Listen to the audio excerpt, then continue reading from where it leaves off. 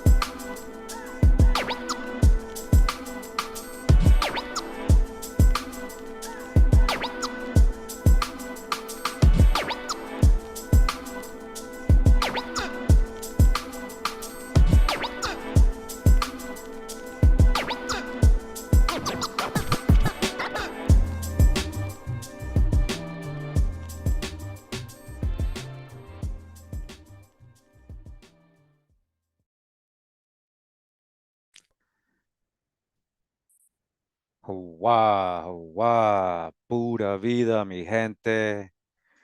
Hey, what's up? What's up? How you guys doing? Hope you had a good Shabbat. Thanks for tuning in. I appreciate you guys being here. All right, all right. That's what's up. Shout out to everybody in the live chat that came through. Shout out to the music producers. That first beat, produced by Rob and Dre Beats, Rob C in the chat, in the live chat. And then we had the second beat, produced by Science. He's also in the live chat. All right. So that was some good music to start out, some good vibes.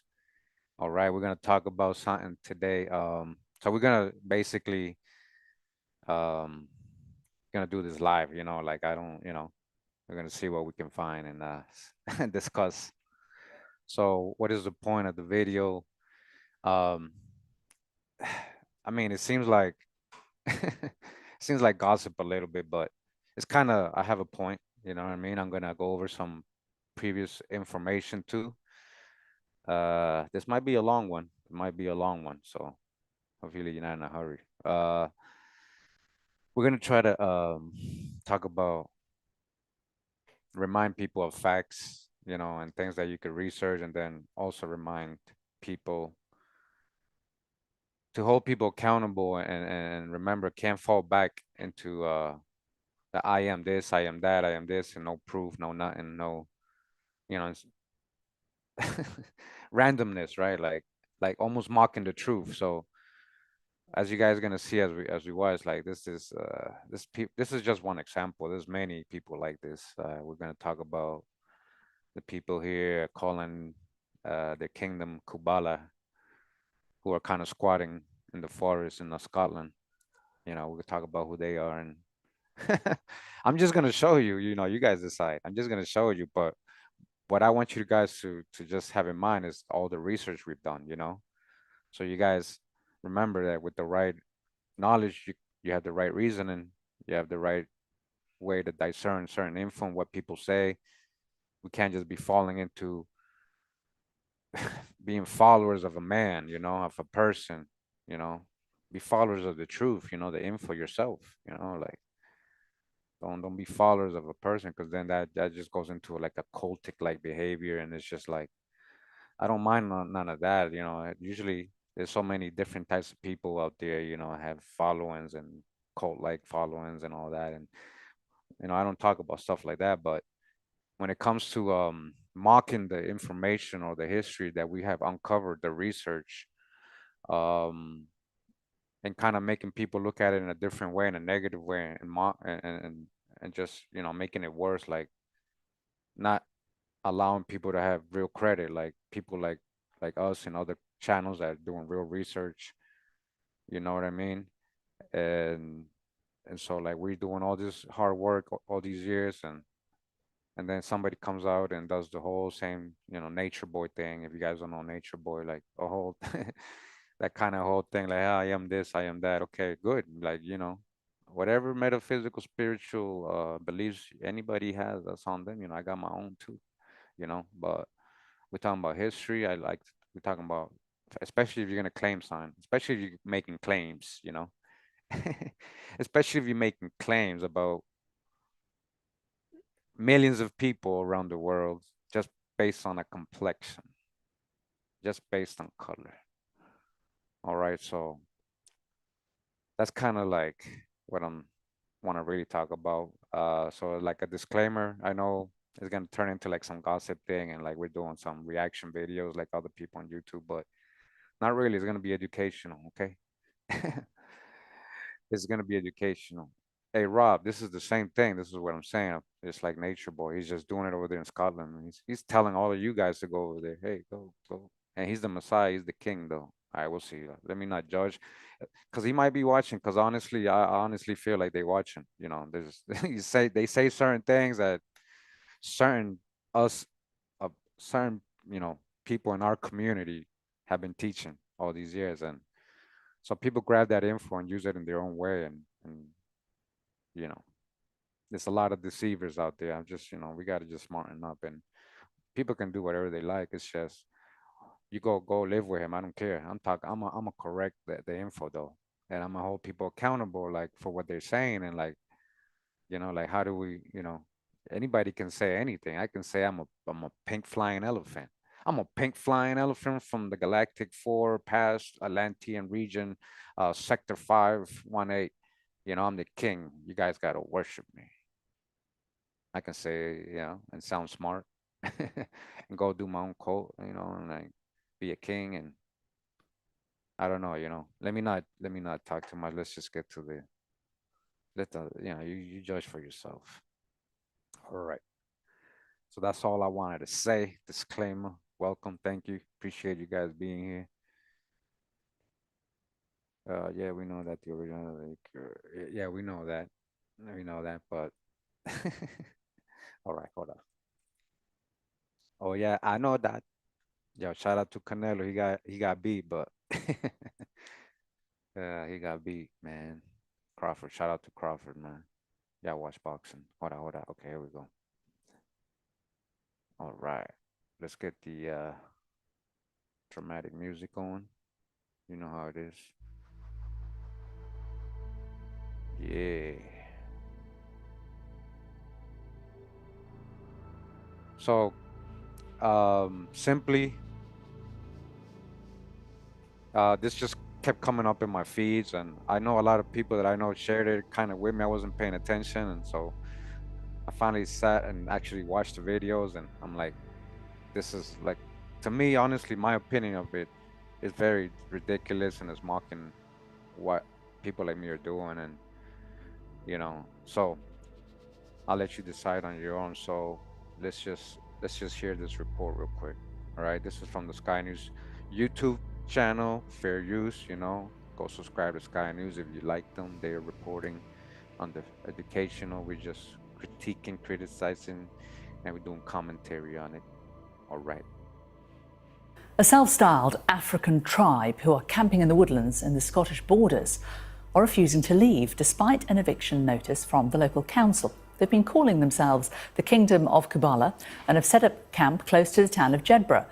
The deadline for them to move from the site is midday today. Our Scotland correspondent Conor Gillis is there for us. Conor, it's such an extraordinary story, isn't it? Explain who this tribe are, where they've come from, and why they're living in the rather chilly, I imagine, surrounds of Jedburgh at the moment. Yeah, good morning, Jane. This is certainly up there with one of the most bizarre tales that we will tell you today on Sky News. Welcome to the so-called Kingdom of Kubala, the place, the location here in the Scottish borders in the town of Jedburgh, where a self-proclaimed African tribe are here. They are saying they are reclaiming land taken from their ancestors 400 years ago, and they have set up camp. They have set up life here by all intents and purposes. You see the tents where the three members of this community have been living, and they call themselves the King, the Queen and the Handmaiden, three members of this community. And it has become somewhat of a spectacle here in Scotland over the past few months. Clearly this is a very unusual sight anywhere, but certainly here in this small town of the Scottish borders has proved quite controversial. Let's get a sense as to why the so-called tribe are here. Let's speak to the man calling himself the King of the Kingdom of Kubala. Good morning, thanks for your time on Sky News. What is the reason for you being here, sir?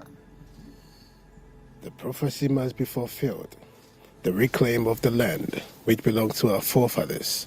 I am the King of Kubala, and I have come to reclaim my heritage, the lost tribe and the lost land for my ancestors. You're on land, though, that does not belong to you. It belongs to Scottish Borders Council. They want you out. The land and the earth belongs to the Creator of the heavens and the earth. No one belongs to the earth apart from the Kingdom of Kubala. The skies, the earth, is for the Kingdom of Kubala, and we have come to stay. Hello, madam. The council are saying that this cannot continue. You need to get off their land, and this is not something that is sustainable. What do you say in response to that?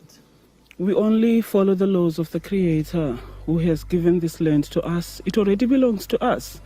It was the land of black people, Jacobites, 400 years ago, before they were deported from this land. We have come to reclaim our heritage. Exactly. This is our land. No one should be able to tell us to leave this land which belongs to our forefathers. We are the true Jacobites. We are the Highlanders. The law says, though, that you must leave. The Creator is who we listen to. There is no man-made law which is bigger than the Creator of the heavens and the earth. His laws is our precepts and what we walk with. So you are planning to stay here for the foreseeable future? You won't be leaving, is that right? Our tribes are coming. The rest of the people are coming from all the four corners of the earth, from Trinidad and Tobago, from Jamaica, from Suriname, and they are coming back to their own land. This is the land of the people, not for Edomites. This is the land for black people, and they are coming back home. Let me just speak to the lady here. You are calling yourself the handmaiden in this camp. What does that mean? What's your role, and why are you here? I am the handmaiden, and my role is to do all the housework, most of the housework. Obviously, we all put in every area, but if the chores aren't done, if the tent isn't cleaned at the camp, if everything is not where it needs to be, I am held responsible. In the kingdom, in the palace, if everything is not tidy, if everything is not where the queen wants it to be, then I am responsible for training the maids and the handmaids. Is that something of, coercion? Are you here of your own free will? Definitely, 100%. This is my calling. This is my purpose. This is what I was created to do. So yes. So clearly that is the situation here in the so-called kingdom of Kubala in Jedburgh in the Scottish borders. But if we take you over here, just this has been something of a journey. Just across the fence here is where this self-proclaimed African tribe had been living on private land. And through the legal wranglings, the legal process here in Scotland, eviction notices were sent and they were delivered, they were acted on, and essentially the folk that you have just been seeing and hearing from switched across the fence onto this territory, which is the property of the local council. And we've been getting some reaction from the authority in the past few minutes. We were obviously very relieved yesterday to get the news that we had been granted the eviction order, so obviously we're looking to execute that in an appropriate manner. I think we have to be aware of what happened last time, where they moved simply to another piece of land, so we're obviously looking at this in a much more coordinated effort. They are clever and they know what they're doing. So certainly the next steps from the council's perspective here in Jedburgh is to evict the people you see behind me from this land. The question is, where will they go next? Will this continue? Will the people head to neighbouring land? Well, certainly Sky News understands that conversations are being held with landowners surrounding here to try and prevent that from happening.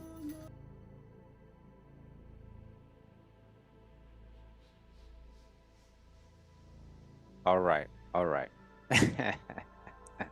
Hold up, guys. Listen, I'm gonna show a lot, guys. Hold on. This is just the beginning. This is what I'm trying to tell you. Exactly. A lot of people. Okay, listen, guys. Let's go step by step. A lot of people gonna come in late. They're gonna know what the hell we're showing. Okay, we got the perspective of the news, right? And we got the perspective of what they're trying to portray to the rest of the world, these people. But who are these people really? He said he's the kingdom of Kubala. Rob said they have a kingdom with 3 people. Yeah. All right, check this out, guys. So some things he said, right? Okay. He knows the Jacobites were black. He knows Scotland used to be so-called black, right? So people hear that, right? A lot of black folks hear that and be like, yeah. And then they just like cancel out everything else he's saying. Like, I'm the Messiah. You gotta worship me, kiss my feet. You get what I'm trying to say? And then they just go squat somewhere and then just they're literally acting, guys. They literally acted. I'm gonna show you who these people are. Like I'm gonna show who he was. I'm gonna show you who he was, where he's from. All right. He says this is our land, our who, we who, we who. So he's associating himself first to all so-called black folks that ever existed on this realm. Even though he was born in Ghana, he's from Ghana, right? He's from Ghana. He's a Ghanaian. He's from Ghana. All right. At least they doing sign. Hey guys, Derek. We ain't dumb, man. You just here. What are you mad about? Like, first of all, like, why would somebody take my life personal? Like, what do you? Like I said in the beginning, I don't care what people do, whatever they believe, but when you're talking about history and you're using that, right? The same history we've been showing the sources, primary sources. This is what I'm going to be doing today. Again, I like to remind everybody because a lot of y'all seem to forget. Okay, we already know the first Europeans had dark skin. We already know what science has already proven. All right, we got a lot of videos. Nobody is debating that. Nobody's saying, "Oh, we're not trying to make fun of him," even though he's making fun of himself. I'm sorry, man. Like that's to me, who's a actual real historian who does the actual research, is not biased like that based on just color. It's a mockery. It's a mockery. So Derek, chill out. Take a chill pill, and there's levels to this, and everybody's not a historian, and everybody's not the Messiah, man. Like at least he's out there doing what? What you talking about? That's just making. He got money. He ain't out there broke. Y'all don't even know his background. Do you know his background, Derek? Yeah, don't worry. I got the whole story, Rob. I got the whole story, Rob. I got the whole story. So we've already proven Europeans, all right? And this is with their science. Nobody's making nothing up. There's their science, right? When used properly, Man, ads. Their own science saying the first Europeans what they look like, right? The oldest Europeans, right? We read so much scientific work. We saw documentaries from Switzerland. Just produced a high budget series called The History of Sweden. This is their depiction of the first Swedes. So first of all, we not trying to debunk him on that, if that's what you're getting salty about, all you Pan-Africans and all you people who believe people like that. You've been gullible to would probably go live with this dude in the forest, making a fool of yourself. That's not how you do these things, man. That's not. You want the world to know there was black folks, or that the history has been whitewashed. That's not how you do it. And then at the same time, try to make yourself some like almighty thing, man, and then just like generalize. And now you're from Ghana, so how does your genealogy? Fine, you're a Jacobite, right? He's saying Jacobites, right? He's saying he's a descendant of Jacobites, right? What is a Jacobite? We're gonna talk about all that, man. We're gonna talk about all that. You guys got time, or you want to be salty? You guys got time, or you want to be salty? In the back of the class, should be all salty. Oh man, with respect, I won't mess with y'all, man. I want respect. Like I respect, mutual respect. We respect each other, man. We're talking about some real stuff here. We're talking about 8 years of hard work that shouldn't be mocked, because nobody's gonna take us serious. Nobody's gonna take us serious. All right, so everybody, take a deep breath. If you're feeling a certain way about this already, you come in here with like frustration, or like you're fighting, like resisting, like what does he got to say now? At least he's doing something. Like at least they doing, like doing what? Other than mocking the info and making himself a messiah, and taking advantage of mentally unstable people. I'm gonna show you. All this is proof. I'm not everything I'm talking about. I'm gonna show you. I'm not just making up stuff. I'm like I was looking into this yesterday and today, and I'm like, damn. Like this is the same thing as anybody coming and doing so-called black movements without any research, all of that. Now you from here. Now everybody's from Scotland. Now it's out of Scotland theories. Yeah, no, that's funny. But you saw the report. You saw the report. The report is saying self-proclaimed African tribe. That's one thing I want to point out. Self-proclaimed African. They never said anything about being African. So that's like the people. That's not. Now it's two big hijacks going on at the same time. Now the white folks are the Scottish. The people are upset. They're like this African tribe. They never even said they were African. They never like the whole. I'm trying to look at the time they said they were from Africa. They're literally saying they're descendants of black folks from Scotland, right? They're still calling them an African tribe. And the thing is, him and his wife are African. They're dressing like a lot of the Africans kind of, they're bringing that whole African tradition over there. That's not how Highlanders dressed. You know what I'm saying? Like Rob said, they're not related to me, right? We didn't hide. It says, these are demons in my Sunday pastor voice. Yeah, there you go. See, Rob, a lot of you know already past the gimmick, right? So on a spiritual level, this is also what I'm trying to help you on. You guys can spot these people, these demons, man, for real. Oh, anyway, that's my opinion. Anyways.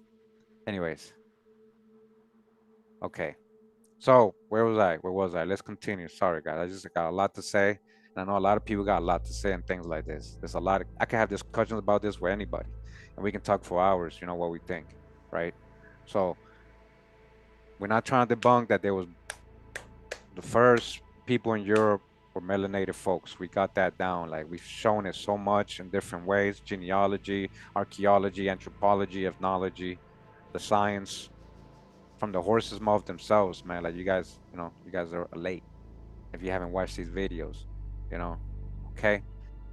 Okay, we know that. Physical descriptions of the original people of Europe, Swarty Vikings. Look, check out these 3 parts if you haven't. Look, part 1, 2, and 3. I kind of redid old videos and did a whole little series just on this physical descriptions of Europeans, so you guys can see. Again, included here are Picts, Celts, right? Scots, right? Scots, we're talking about Scots, right? Black Scots today. We got the research. Check out those 3 videos. I'm going to show a couple of them, right? Scottish Highlands clans described as dark-skinned people in historical sources. We're not just making this up. Let's catch this real quick. All right? Get it like it's the first time. This is a quick video, right? Let's go right to it.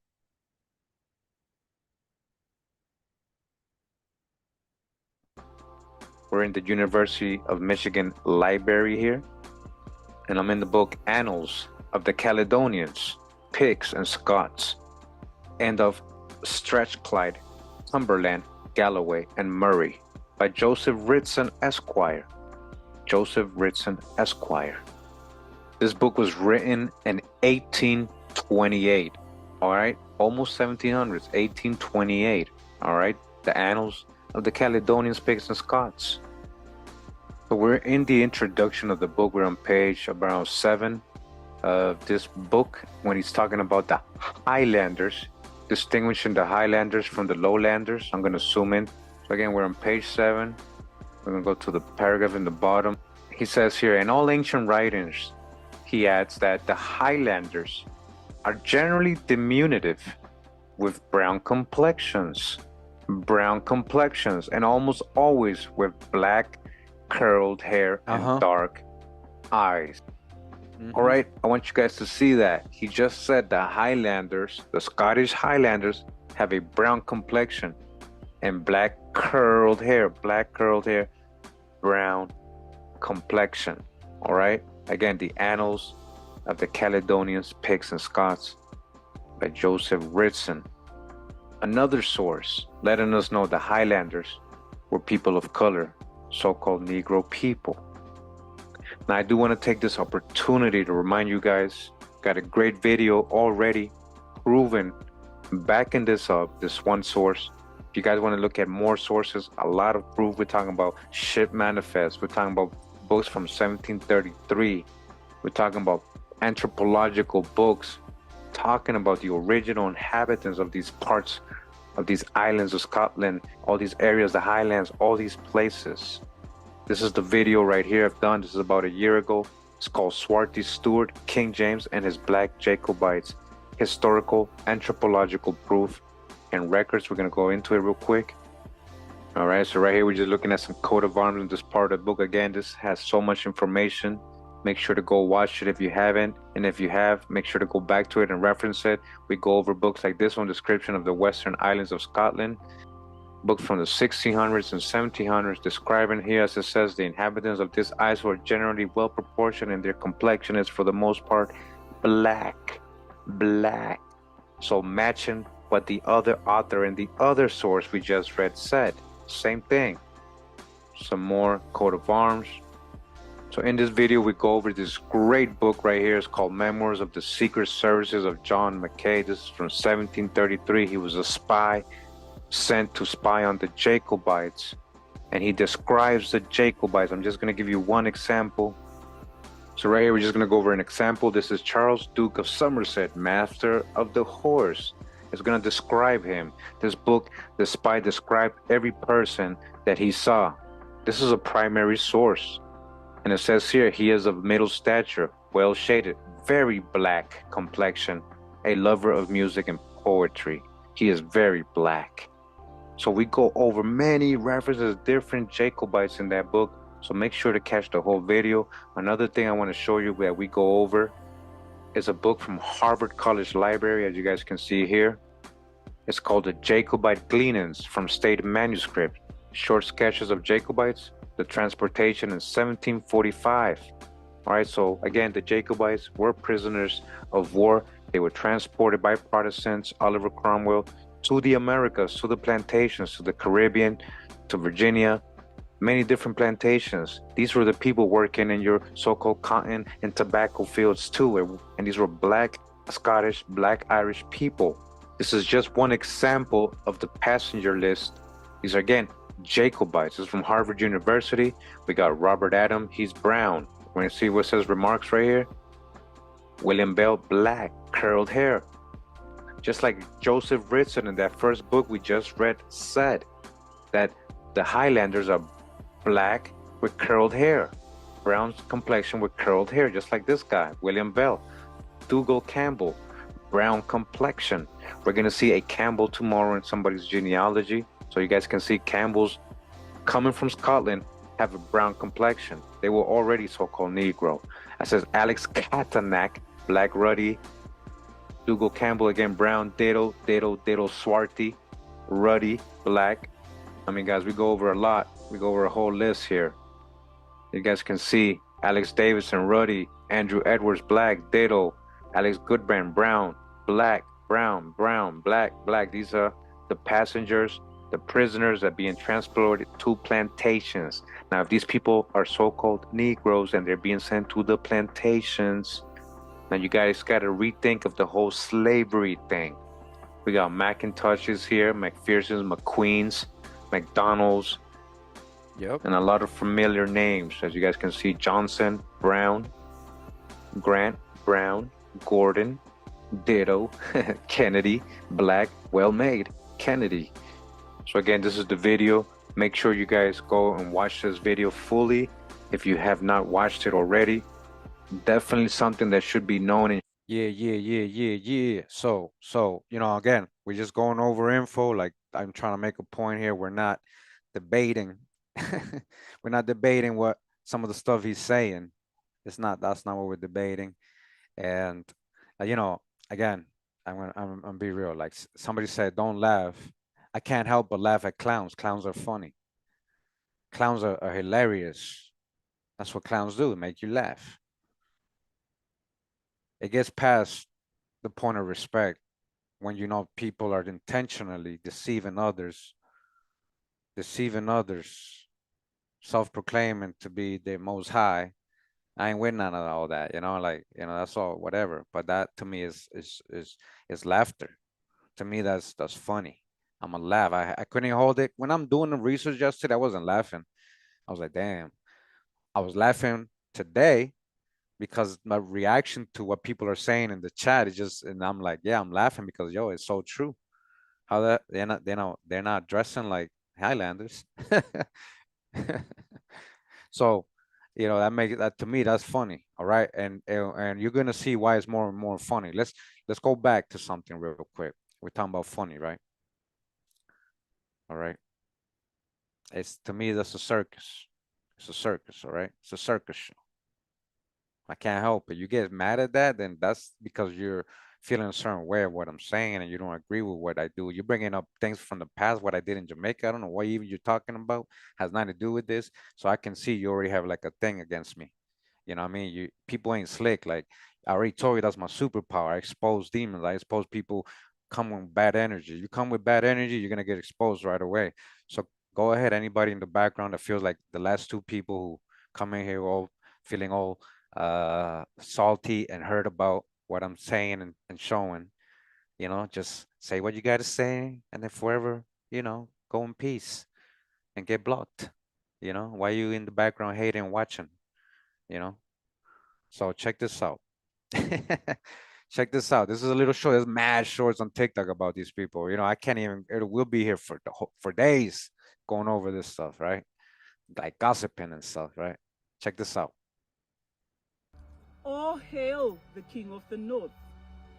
All hail the Messiah. All hail the Shushuma, the holy seed of David. You are the chosen one. You are the one to usher us to the promised land. Here in the holy land of Scotland, the land of the ancestors, the land of King David, the land of King Solomon.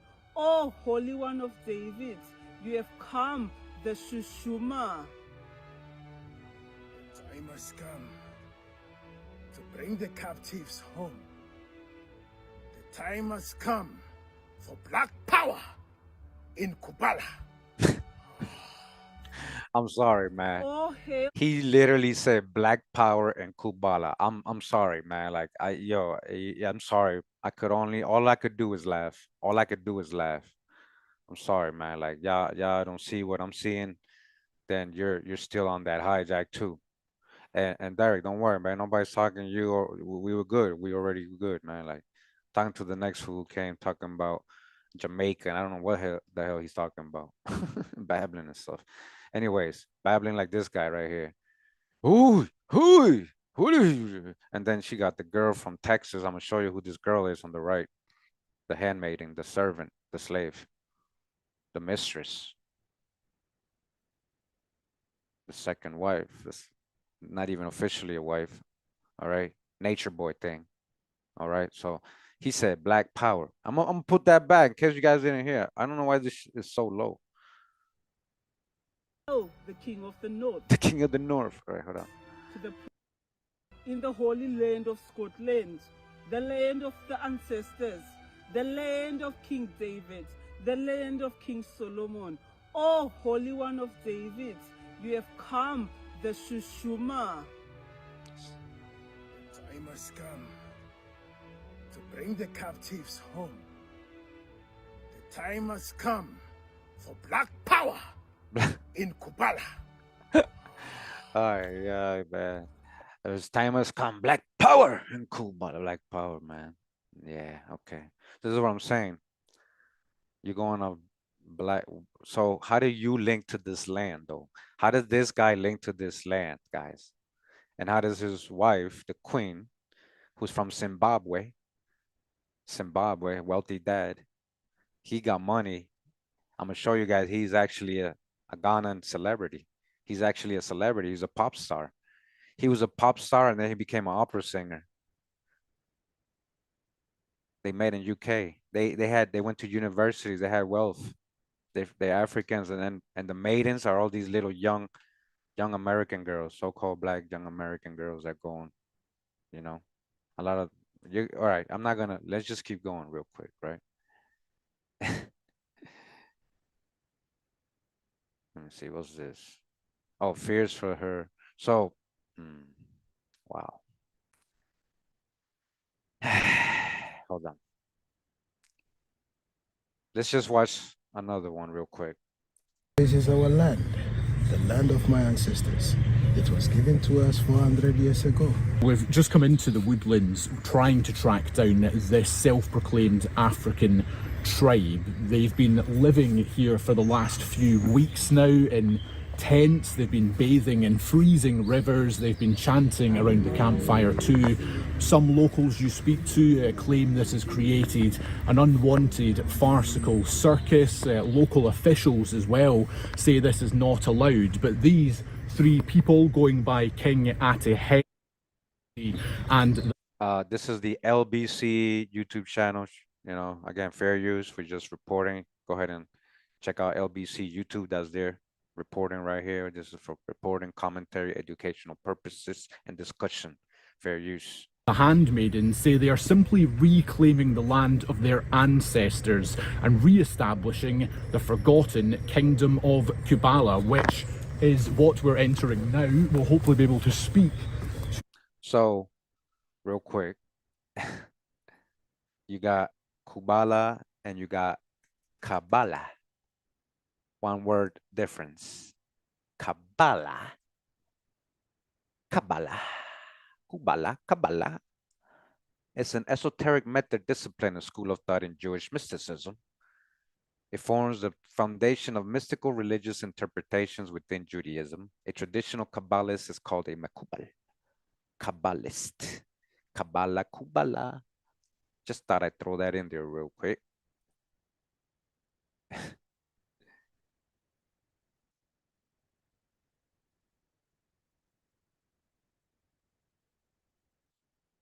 To the king himself, King Ate, Alan from LBC, thank you for letting us in your camp. Tell me why you're here. To fulfill my purpose, the prophecy must be fulfilled.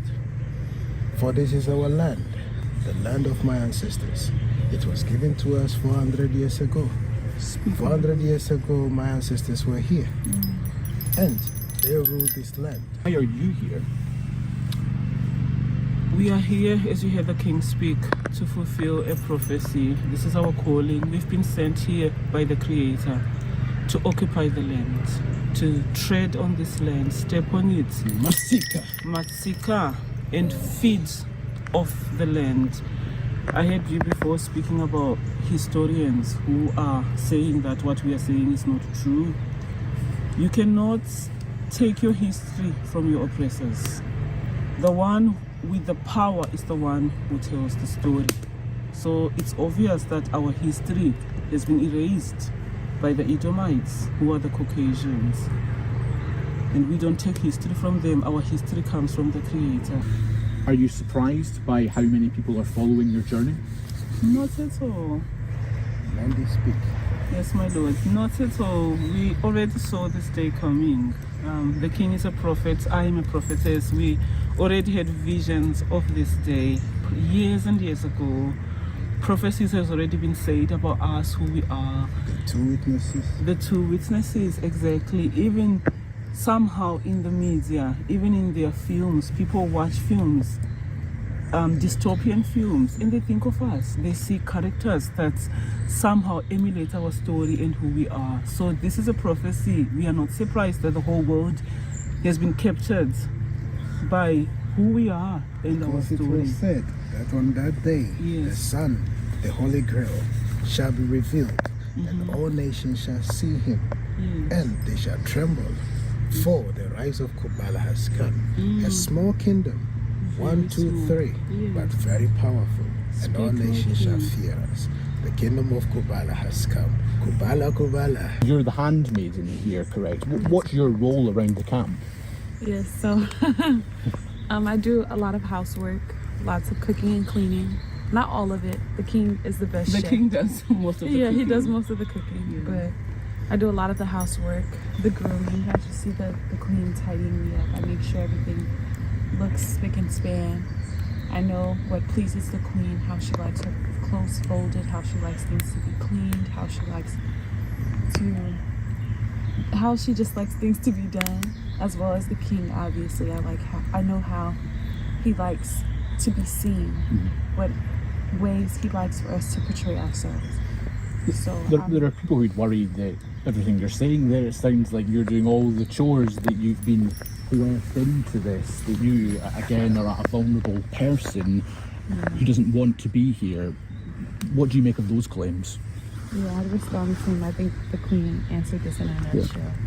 I think they're more worried about what message this sends to other young women, young vulnerable women, that if it's possible for me to come from such a hard background and live a life here of submission to my mistress and my husband, my Lord husband, then, you know, how many other young women would also walk in my footsteps.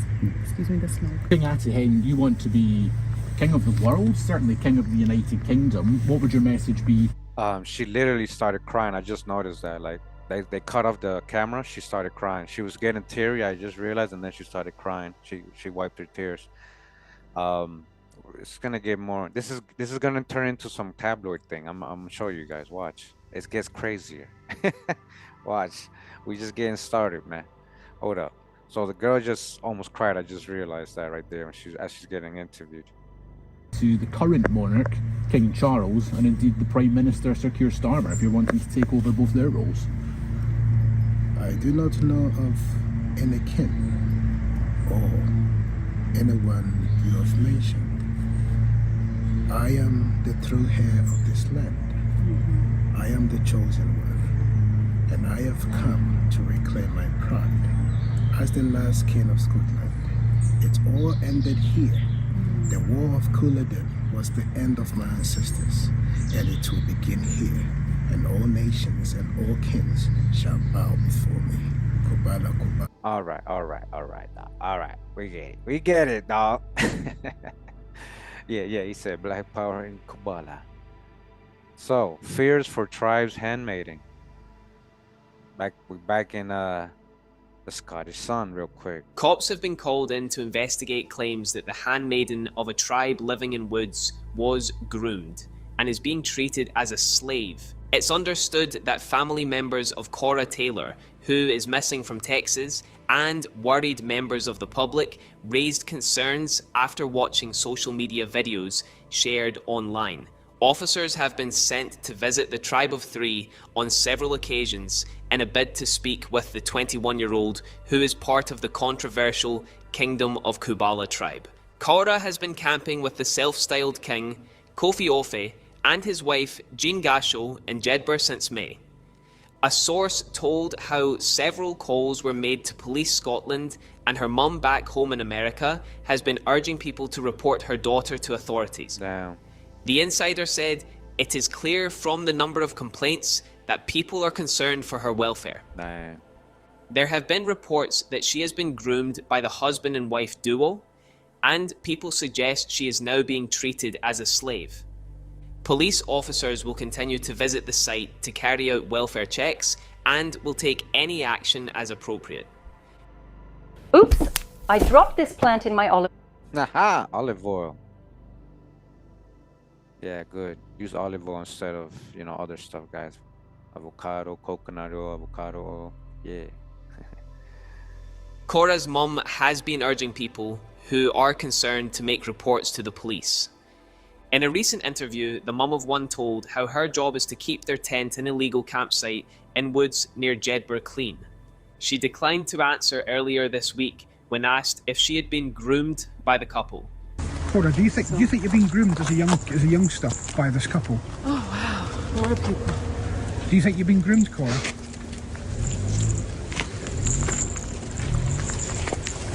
And there are clearly concerns from your family in America as well.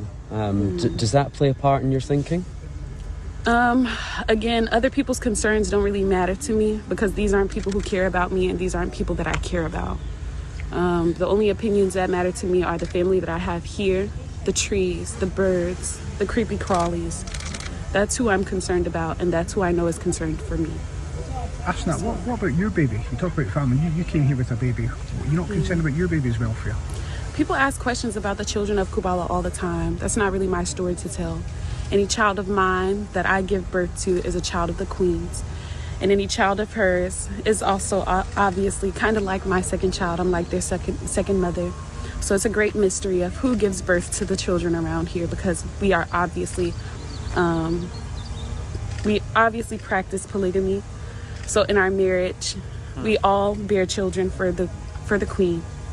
So again, that's just not my story to tell about the children. If you want to know the stories about the children, feel free to ask the king and the queen. You came to join the group with a baby, so that would have been part of this tribe's baby, would it? That would have been your baby back in America. Again, any child of mine is the child of the queens. So if you want to know anything about the children of Kubala, it's not really my story to tell.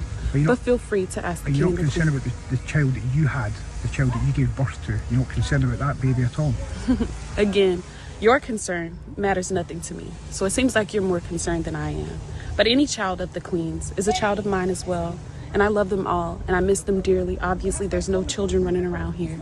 So they're all missed very well. But they are in the care of our God. He looks over them, he comforts them, and he reassures them that they will come back.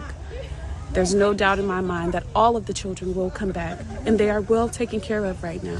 How on earth did you find your way to Scotland from America? Yeah, it's actually a very, very divine encounter.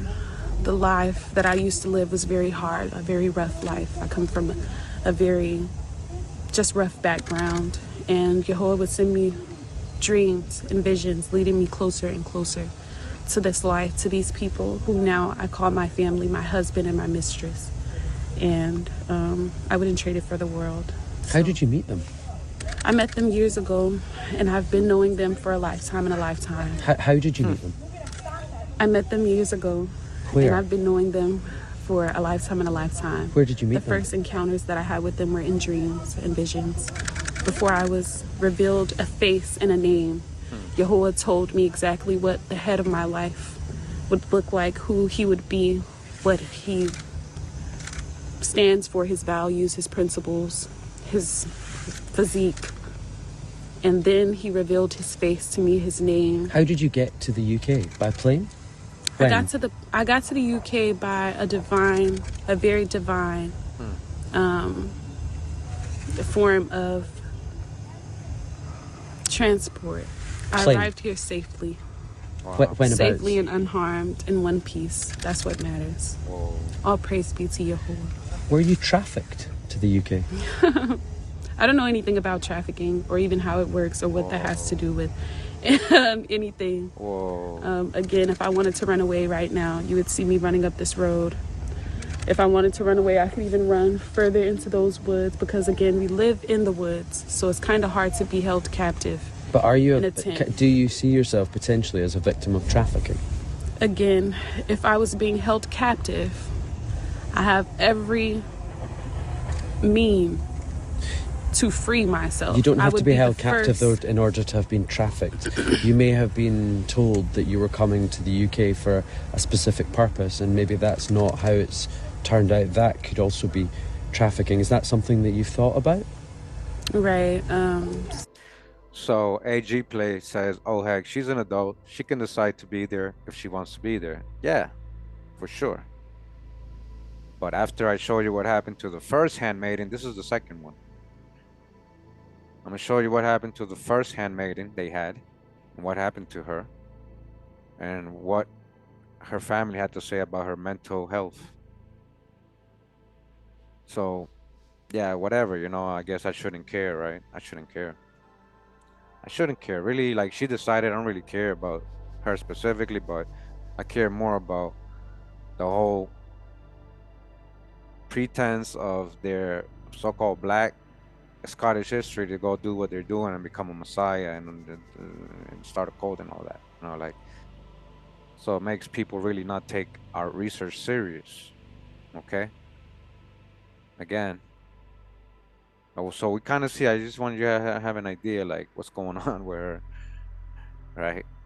Like this, you'll see. All right. So again, remember. Somebody said in the chat when Scotland was Jewish, Sephardic Moorish crypto. You know, like, we got videos, right? We're not debating. Imagina que puedes crear una app con... We're not debating that there was plenty since ancient times, since creation of black folks in Scotland, so-called black. You know, we got videos to show the sources, the research. All right. go back on the videos. We got so much.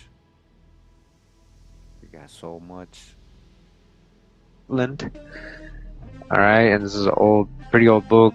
Primary source says here the inhabitants of this isle are well proportioned, generally brown. They're generally brown and some of a black complexion. All right. That's in Scotland.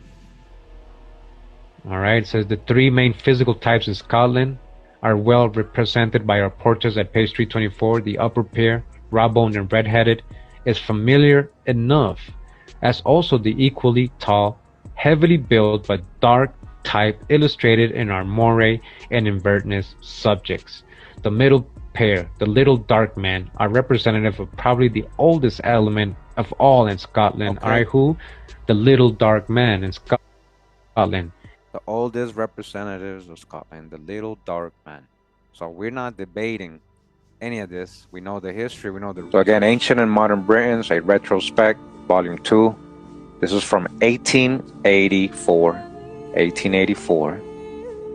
So we're going to go to chapter 6 right here. This is on page 168, but we're not going to read the whole thing. We're actually going to go towards the end of chapter 6, and so we can get into chapter 7. It's going to this one repeats a lot of the stuff it already has talked about when it comes to the clans, the gypsies, the difference of who the original indigenous, what they call in the Indian or Swarthy, pigs, gypsies, right? Original people, and then the newcomers like the Normans and the Brits and somebody and other people that came in. Okay. So we go to page all the way to 186, right?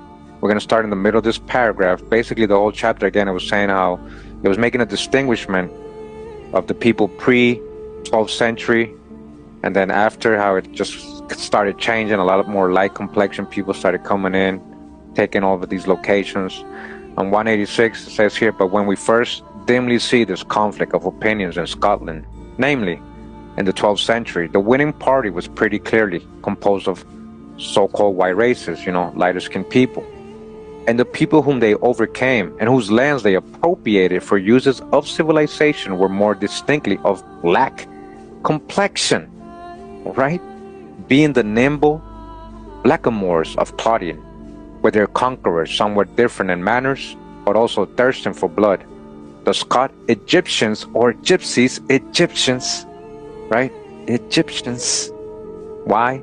Because they come in, a lot of these people from the real ancient Egypt, the Americas, so-called gypsy, Scot Egyptian, Scotia, which included literally Ireland, and in the borderlands as elsewhere, various clans descended from the Black Heathens, the Danes, the Black Heathens, Danes, we're talking about Black Vikings. It is important to consider this, because although we have seen that various British gypsies regarded as unmixed gypsies by more than one modern gypsyologist are quite void of any trace of black blood. He's talking about the lighter skinned ones, it doesn't look like they have any trace of black blood. Yet there can be no doubt that the great portion of the unreclaimed sections of the British people, popularly called gypsies, are of swarthy skin. Okay? So swarthy, that in the estimation of most men, to be like a gypsy is to be black-haired, black-eyed, and of dark complexion. Right? Therefore, in whatever way the white gypsy may be accounted for, it is plain that the Orthodox gypsy is descendant from at least two of. So again, ancient and modern. All right. And again, guys, we have the research when it comes to on a spiritual biblical level. When we talk about biblical people in these parts of the world, in the British Isles, we've also proven that. I mean, the research speaks for itself, no matter what people say in opinions. So when you're talking about we are the chosen lost tribes, like the guy is saying, right? He's claiming to be son of David and all this other stuff. So how does he? So he has his genealogy. Is that what you're telling me? You're telling me that he has his all genealogy done, that he went all the way back from Ghana, right, to David, right, to Prester John, to the Prester. You know, fine, let's see it. Fine, let's see it. How do you relate to the Jacobites? And now you're relating Jacobites. You guys are gonna find out. They're calling the reason they. And I know a lot of people do this. Jacobite does not necessarily mean just Israelite, though. Jacobites were the people following King James, because his name in Latin and Hebrew is Jacob, Jacobus. King James is Jacobus. The followers of King James are Jacobus, Jacobites.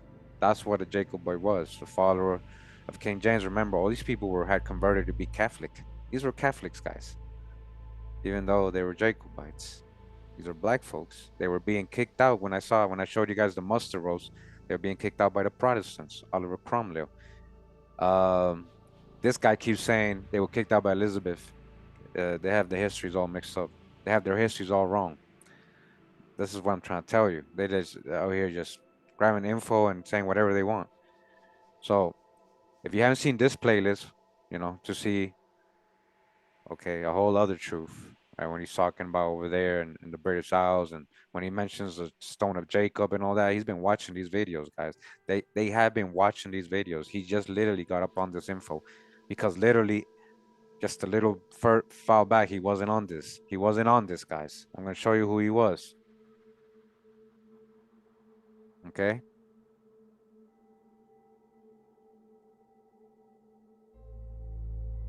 Yeah. But they had converted to Catholics. They had, and they represented the Catholics at that time. And they got kicked out by the Protestants. And then when the Catholics had power, they would kick out the Protestants, so vice versa. Okay. So again, we're going over you saw this video. You guys can check it out. Check out this playlist, Ancient and Modern Britons. Like, there's so much drop here. You want to know about Scots, Black Danes and Scots, the minstrels, the black people, the gente, or the black people, the Gypsy, Moorish, Marais, Black Conquest, Swarty Nation, British Indies thinkers. Wow. The Picts and the the early Scots, the Black Douglases. Come on, what you know about the Black Douglases? The Picts, the Moors, the Gypsies. Look at how long these videos are. It's a lot of info. We got the Sons of the Black, Clan Chatan Clan, the Highlanders, Picts, Scots, Gypsies. So he wants to claim Highlander, but he wants to dress like he's from Africa, and he wants to they add these African words. And how do you relate to the Jacobites? Because most Jacobites got sent to the American colonies, not to West Africa.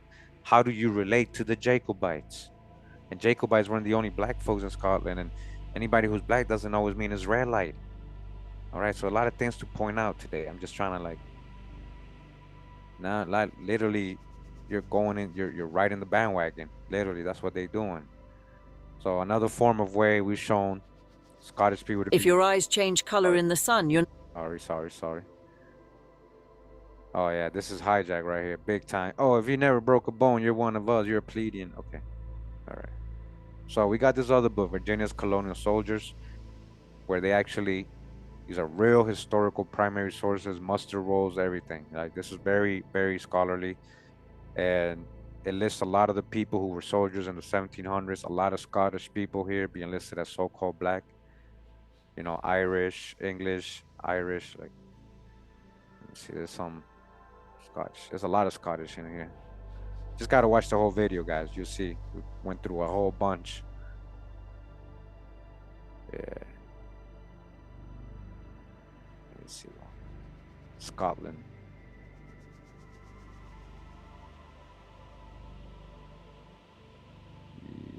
Ireland, dark colored hair, dark brown, large teeth, dark complexion. Look at that, England. Oh man, so much history. So we're not debating again whether there was black Scottish people, whether the Jacobites were black, whether the Jacobites got sent out of their area. But he's saying, he's grabbing that whole info and he's making it about himself. This is what I'm trying to explain to you guys. He's trying to include himself into that history. He's from Ghana. His wife was from Zimbabwe. Okay. Man, so many. Look at that. I got so many. How long is this video? Scotch. Look at this one. John Anderson, Fredericksburg. Planter, Scotch. Swarty. Swarty with black hair. Scotch. So swarty. Yeah. Ireland, look at that. Ireland Jenkins, swarty. Dark complexion. He's from Nassimon, Virginia. He's dark complexion. Look at this. All right. I said I go through a lot of Scottish people here. AI, man, AI. See, guys, I don't control the ad, so. Okay. Dark pitted, slender Scottish. You guys see, you guys can pause it and look at all the ones. Yeah. We've gone over a lot. Scottish, ruddy, Scottish, brown, thick, well set.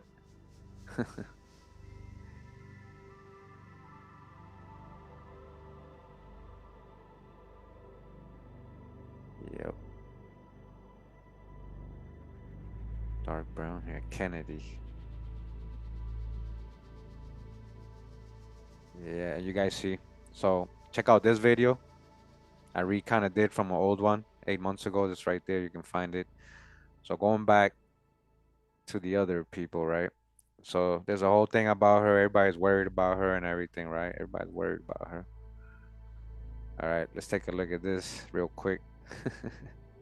Shout out to Hollywood Access again, fair use. This is the YouTube channel Hollywood Access Fair Use. All right. Educational purpose. Go ahead, check out Hollywood Access. Subscribe to them if you like what they got. This is their report, not mine. This is just from the fair use. We're just doing it for commentary and educational purposes. Okay, maybe I can't have the volume. Hold on. Self-styled King of Kubala, who faces eviction from a camp in Scots Woods, is a failed businessman, we can reveal. 36-year-old Kofi Agyeman Ofe was director of entertainment, retail, property and performing arts firms, which were struck off before he reinvented himself as leader of an African tribe. The curtain has been pulled back on a man who styled himself as a king, yet behind the crown is nothing more than a crumbling track record of failure, fraud and fantasy. Kofi Agyeman Ofe. Call himself Ada has been living a double life that just collapsed under the weight of truth. The so-called king of Kubala, who struggled around in designer suits and painted himself as a millionaire, rubbing shoulders with the elite, has finally been unmasked. Listen, and the picture isn't royal, it's rotten. Far from ruling over some noble kingdom, Alpha is now exposed as a busted businessman whose once boosted empire was nothing more than smoke and mirrors. Records show Alpha had his hands in multiple ventures: entertainment, retail, property, even performing arts. He sold the dream, he walked the walk, he built an image of success, but reality, every single one of those companies collapsed and got struck off or got dissolved. That millionaire persona was a costume as fake as the crown he later claimed. And yet this man didn't stop. Instead of owning up to failure, Alpha reinvented himself in the most outrageous way possible, declaring himself the leader of an African tribe and setting up shop in Scott's Woodland camp. From corporate collapse to woodland royalty, it was a reinvention so wild it almost worked. But the truth always leaks, and in this case, it came crashing down like a scandal nobody can ignore. Alpha's transformation into King Ada wasn't just about playing dress up, it was calculated. He surrounded himself with followers, sold them a fantasy of power and tradition, and baked in a false aura of respect. He wasn't just fooling them, he was fooling anyone willing to believe a man in a flashy suit must know something about success, but reality doesn't care about customs. And now the game is up. Sources close to the fiasco describe him as a charismatic but dangerously persuasive. He sold stories of wealth, whispered about connections to high-profile clients, and spoke about dynasties and legacies. But look closer, and all you find is failure. Dressed in silk, every claim, every crown jewel of his story crumbles under the light of scrutiny. And now the eviction notice looms. The Woodland Kingdom he claimed as his throne is slipping out of his grip. Locals are calling it what it really is: a camp, a squat, a delusion masquerading as heritage. The crown is cardboard. Okay. You guys see? You guys see what I'm saying? Hold on. Hold on. I told you, man. Hold on. The crown is cardboard, the kingdom is a forest clearing, and the king is a Khan. Let's not mince words. This isn't just a story of one man trying to reinvent himself. This is about fraud hiding behind tradition, failure cloaked in fantasy, and ego inflated to the point of collapse. Alpha's played with identity like a deck of cards, shuffling from businessman to royalty, hoping nobody would notice the gaps in between. But the receipts don't lie, and neither do the court records. What's most shocking is how far he got with it. Flashy suits, slick talk, and a sprinkle of royal fantasy. It was enough to buy him time. It was enough to make headlines. It was enough to build a following. But it wasn't enough to hold up when the truth surfaced. And now the whole charade is collapsing, piece by piece, under the weight of reality. The so-called king is standing exposed, stripped of his false empire, left with nothing but embarrassment. The millionaire title was fake. The companies were failures. The crown was a costume. The tribe was a scam. And the man behind it all, a fraud, caught in the act. This is bigger than one man's downfall. It's a reminder of how easily people can be dazzled by appearances. The lesson clear is clear. Sorry. Don't believe every king who crowns himself. Don't trust every millionaire who flashes a suit. And don't follow every leader who writes their own title. Sometimes the king is nothing more than a fraud and a throne he built of lies. For Alda, the lie has finally run out. The self-proclaimed king of Kubala is facing the kind of exposure no crown can cover. And the world is watching, shaking its head, asking the only question left to ask, how did he think he'd get away with it? When people thought the story of Kofi Ajimi Ofo, the self-styled king, Alda, couldn't get any darker. The twist came fast. Not only has this fake king been unmasked, but now the spotlight on his wife too. She has been arrested alongside him, showing the so-called royal fantasy was not just his creation, it was a partnership built on lies. The empire of deception wasn't a solo act, it was a family business of fraud, and now it has finally collapsed. Authorities are clear about one thing: men like Alpha are not just entertainers in costumes, they are dangerous. Fraudsters of this kind don't stop at the tricking of few dollars or followers. They weave webs that drag in communities, families, and vulnerable people looking for leadership. That is why the law comes down hard when pretenders like him are exposed. Many fraud stars before him have been arrested, and each case serves as a warning. But somehow, another one always rises, thinking they can play the same game. Alpha believed he could reinvent himself endlessly, but his arrogance blinded him to the truth. Lies always unravel. This isn't just about pretending to be royal. Fraud stars thrive on manipulation. They prey on hope, they feed off people's belief, and they sell dreams that never existed. Kofi off a fit that molded perfectly. When his business collapsed, he didn't walk away humbled. Instead, he crowned himself king, pulled his wife into the act, and tried to build a kingdom on the backs of lies. Together, they acted out a play for power, but it was a script written for disaster. The wife's arrest reveals more than just her role as a supportive partner. It shows how deep the scam went. She was not simply standing by his side. She was part of the machinery that kept the fraud alive. Every fake ceremony, every staged royal moment, every whisper of authority was carefully crafted with her presence, given legitimacy. A king alone can be questioned, but a king with a queen creates a picture of stability. That illusion gave them cover. But illusions don't last forever. The arrest of both husband and wife is a message. Fraudsters may put on crowns, buy designer suits, or invent titles, but the truth always has the final word. Communities that once looked at Alpha with curiosity now see the reality. All right, so let's see. You guys kind of get the idea, right? What they're trying to tell you right there. We're going to read more about it. All right. Hold on. Check this out. This is funny. So, okay. We're going to see the wife's involvement even more. We're going to see how crazier it gets with the first handmaiden. You guys haven't seen the first one yet. Hold up. But let's look at one of these eviction notices. Let's see. It's funny. To me, it's funny, man. Like, it's all a show to me. These are plants to me, agents. Somebody's paying for this. I'll talk about that at the end. What's happening, my lord? I am here from the sheriff. I'm a sheriff officer. The papers, which are still a copy here, asked you to be off by 5 p.m. on Monday. You didn't. So the owners of the land have now gone to Jedburgh Sheriff Court, and now there's a court hearing coming up in which they're asking for a warrant to remove you from the property. Okay? So that you don't own the land, you have no right or title to be here. So in court, they're going to ask for a warrant to remove yourselves and your effects. Nothing to say? Our God reigns supreme. The land has been given to us by Yahweh. We are not afraid of your... I'm not asking you to be afraid of me. I'm just telling you what the court... I'm not asking you to be anybody afraid. Nobody's here to intimidate anybody. Shall show you who owns the land or who owns the earth. You can plant whatever you want, but you shall now know the power of the Creator. In this land of Jeddah, these are my words. And my words are sealed before the gods. Kubala, Kubala. Ilizwe! I didn't want to disturb you, but that's the paper served, so I'll call in court.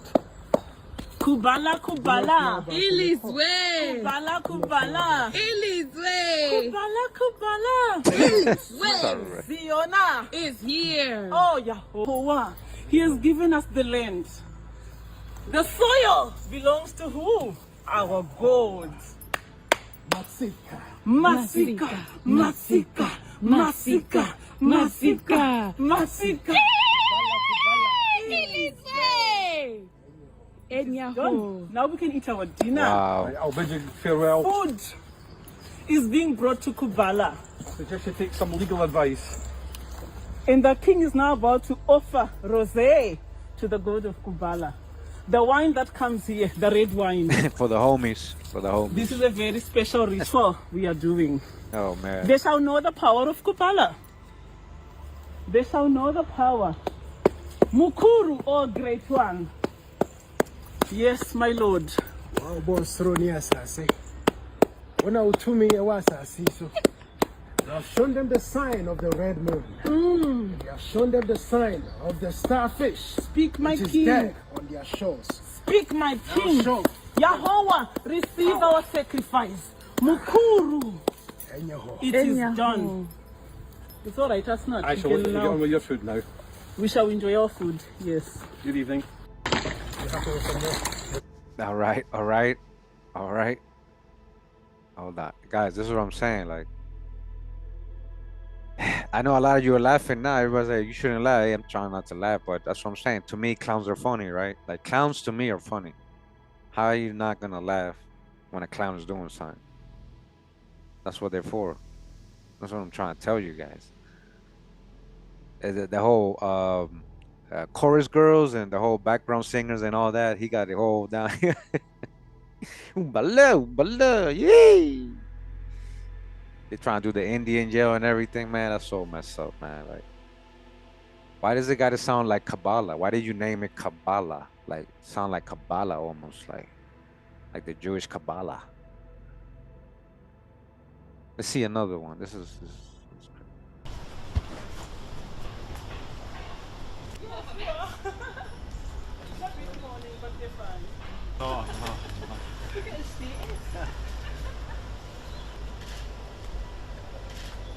The tent cannot be touched by any foreigner, for everything is sacred.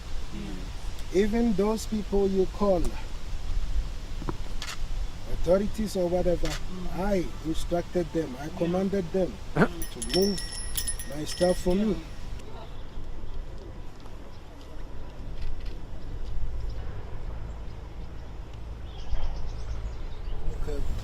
And we came to sit under this beautiful tree to do our worship and our thanksgiving to the Creator of the heavens and the earth.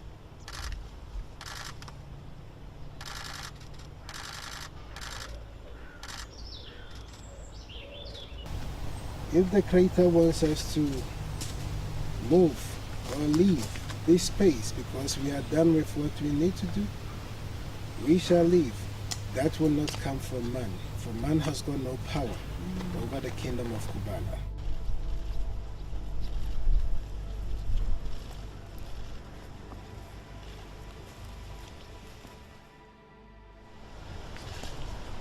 all right. Yeah, the kingdom of Kubala. The kingdom of Kubala. Stunning truth behind the tribe king revealed as bust businessman who left behind failed firm. Okay. Kingdom of Kubala. MSN News, Scotland evicts Ghanaian man and his followers after declaring Kingdom of Kubala. A Ghanaian man, he's from Ghana, all right, faced deportation from Scotland after setting up the so-called Kingdom of Kubala. So, they're trying to get him. It says he was a 36-year-old Kofi Ofe, that's his real name.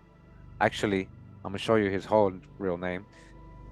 Known as King Atehihi, following his recent removal from Prairie Woodland and Jedburgh, Business Insider Africa reports he was joined by his partner Jean Gacho, 43, of Zimbabwe, called Queen Nandi, and an American follower, Cara Taylor. That's her real name.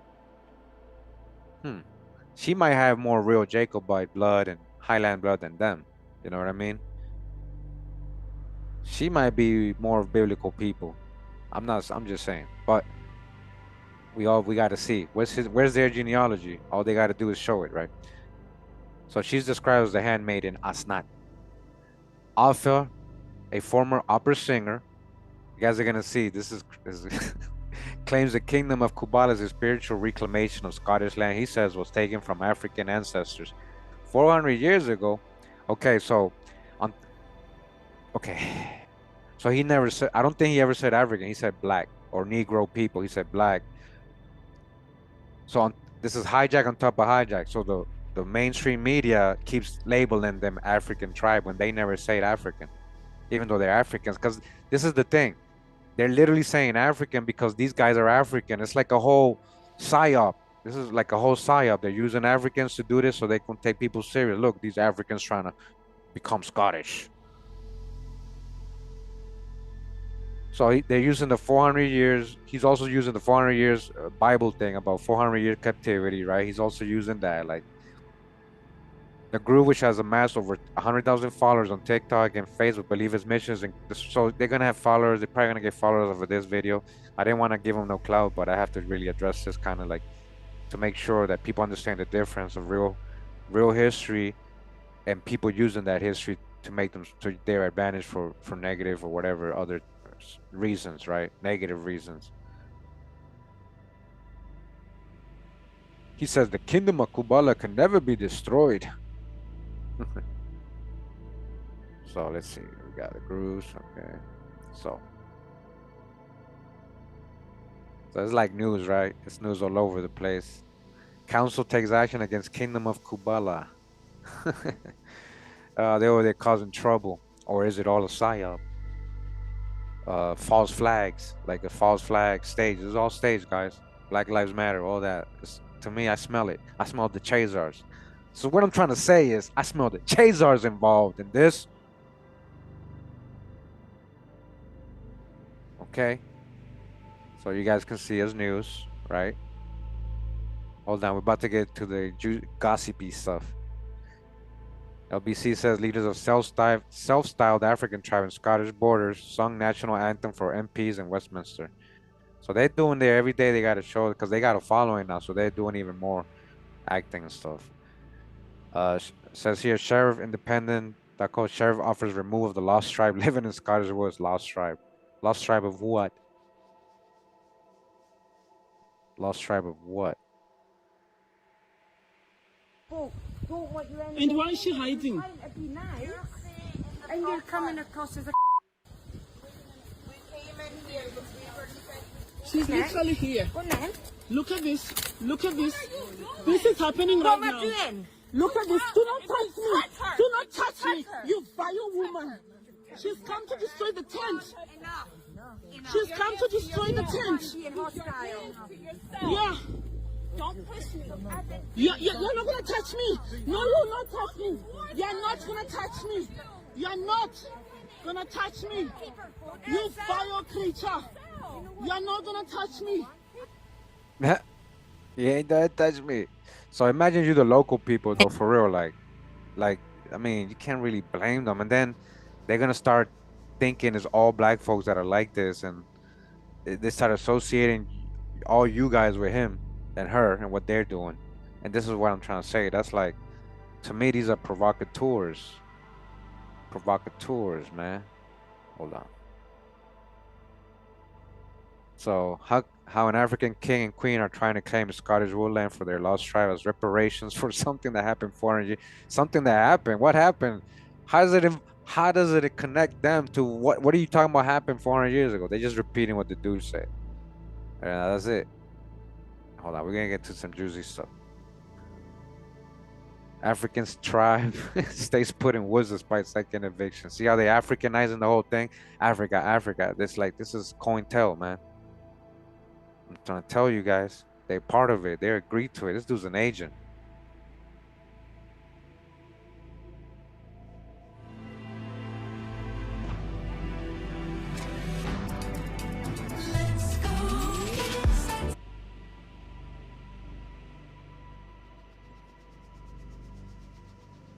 Yep.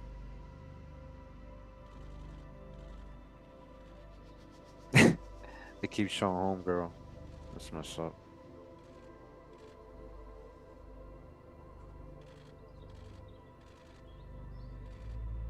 Yeah. Excuse me, can I ask how you feel about being evicted this morning? Can I ask how you feel?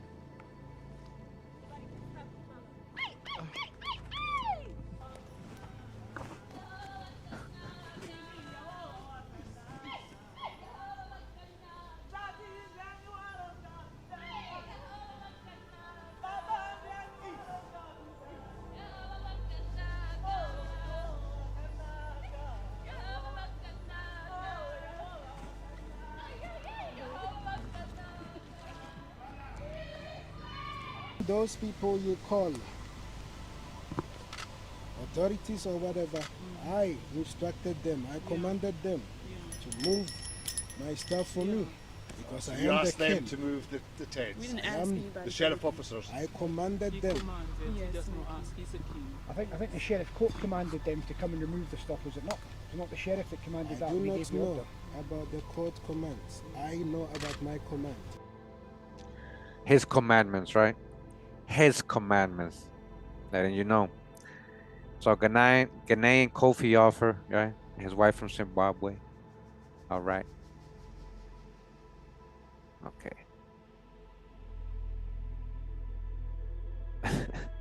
Look at them right there, a little younger.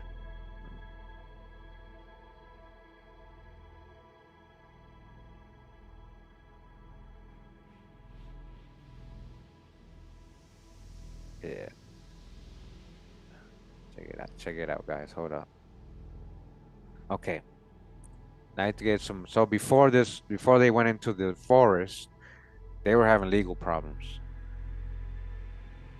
And all their kids got taken away by child services in Scotland. All right. They had to go to court a lot. Eventually, they were going to court for child cruelty. Child cruelty. That's what they were the charges, and they beat that, I guess. Says prosecutors offer no evidence against Jeans. This is what I'm saying. Like, what do you mean prosecutors offer no? Like, I don't know. It's like they're getting away with stuff. Anyways, like they should have been already in trouble. They shouldn't be like somebody's allowing this to happen. I don't care what anybody's telling me, because I know what, you know, I've seen what happens in the background of things, you know. But a Stockton couple who were due to stand this trial this month no longer face criminal charges. Jean Gasho and Kofi Offer, 36, were charged with child cruelty. The couple, formerly of Yarn Lane in Stockton, were due to stand in trial before prosecutors formally offered no evidence against them. Okay. So they kind of got away with that. All the kids got taken, though. She had like 8 children. And the new girl, Taylor, she had a baby too. I don't know if it's his. They got taken too. She's young. She's very young. And look what they're doing. They're like dancing and stuff, and they're like they don't care about their kids. Like me, I'd be so worried. Like these kids are being.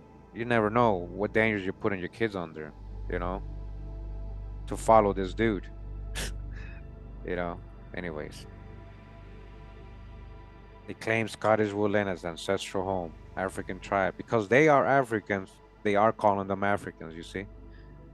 She's not even African.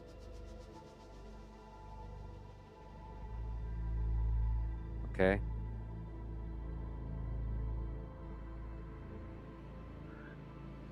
Look how look what they're saying. This is what I'm saying. They're using. Watch this. Uh, they follow. They bathe in spring water, live in tents. They follow their god, Jehovah. They watching. That's what I'm saying. They watching. Black Jacobites, Black Scottish people. We are the lost tribe. They definitely watching. But say they grabbing them. So if they watch me right now, hey, dude, come on, man. And Most High protect me against any curse or anything you wish bad done to me. Most High protect us all against demons and liars and evil people, man. All right. Most High protect us from the people like this and being blasphemous and all that, you know. Anyways, and does not recognize local government laws or eviction notices. It says Cara Taylor fled from Texas to join a group with her young child after escaping an abusive family situation. Okay, so this is what I'm saying. These people that they end up with, helping them as a, they have like a background. They have like a very you end up finding out had a difficult background. We're gonna find out about the other maiden. We haven't even talked about her yet. Okay. Hey, and they got deep pockets. These people got deep pockets. I'm gonna show you all that. Her family only discovered her whereabouts after she stopped contacting them. She says she's happy living with the tribe and asked Doris to leave her alone. Fine. Cool. And even though they got your kid and you out there, Boy Scouts, right? Missing Texas woman found living in lost tribe in Scotland. So there's like a lot of people talking about this stuff, you know, especially in the UK. All right. Cara Taylor vanished in Texas only to resurface in Scottish woodlands with self-declared Kingdom of Kubala. She now calls herself Lady Sophie, living under King Atihini, Queen Nandi, who claimed their. But she is the handmaiden. The handmaiden. Handmaiden. I am the handmaid of Queen Nandi. I am the inferior mistress, and I also play as a surrogate for the queen. I'm also the bondwoman of the king, which means I do not have the formal title of a wife, but he is my husband, and we are a tribe. The Kingdom of Kubala has been on a pilgrimage to our lost heritage, following the roots of our ancestors back to the land where Jacob, our forefather, laid his stone, the stone of scorn, and he blessed it with the oil. Watching the videos. After he poured the oil, he said, one day, the Messiah, his son, the Shiloh, the Shiloh, shall return to Scotland, and he shall build back the lost heritage, the lost kingdom, the last kingdom of Scotland. Okay. I am. So he talked about Jacob's pillow, right? The stone that they actually, Jeremiah, not Jacob. He said Jacob. Remember the story in the Bible? We've shown the research, right? When I told you go watch that series of Israelites and Hebrew people being, biblical people being in the British Isles. We've shown all that. The stone of destiny is the same coronation stone that they use still today to coronate all their kings. They use it in Ireland, in Scotland, and England. But you see how he grabs that info. He's like, our ancestors. Okay, so just because you're so-called black, now you're Jacob's your ancestor. Where is his genealogy? Where is his connection to all the history he's claiming? He's from Ghana. His wife is from Zimbabwe. He's been watching the videos and grabbing the info, just like many people who watch me grab the info to turn it and flip it on their own thing, create their own channel, and be biased about it. This guy's on another level. He became a messiah with it. He made himself a messiah with it, guys. He made himself a messiah. He didn't just start a YouTube channel. You get it? That didn't work. All those business he was trying to, the following he was trying to create, it wasn't going fast enough. He wasn't getting a following on TikTok, on their YouTube channel. They weren't getting followers. It's going too slow. He had to up the game. All right. You have to up the game, man. Court orders tribe, yeah, they order, but why they still got them there? Why you still got them there if they keep ordering to them to leave, but you still got them there? So to make a ridiculous mock our info, mock our research, mock our research. Look, African king who claims to be Jewish Messiah evicted from Scottish camp. Right? I gotta pay for this one. But you see the headlines.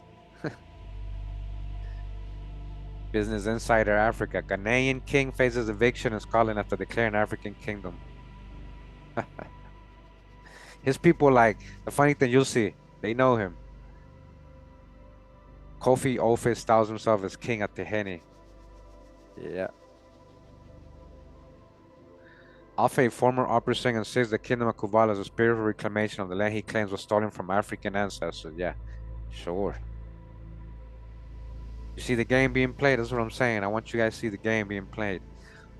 Man and woman in court charged with child cruelty after police presence in Yarn Lane in Stockton. All right. That's them right there. That's what I was saying. Kofi Inafe and Jean Jack Gashel appeared at Tessie Magistrate Court on Monday. The case was sent to a Crown Court and the pair have been remanded in custody. They got arrested and everything. Okay. While all this is happening, his businesses are failing. Express.us, missing American woman found living with lost some African tribe in Woodlands. She is being reported missing, guys, by her family. The Texas woman reported missing by her family has been discovered living with self-proclaimed African tribe in the Scottish Woodlands. Oh, man. This clown's in the chat. What you mean? This clown in the chat? Let me see. House of St. Nicholas.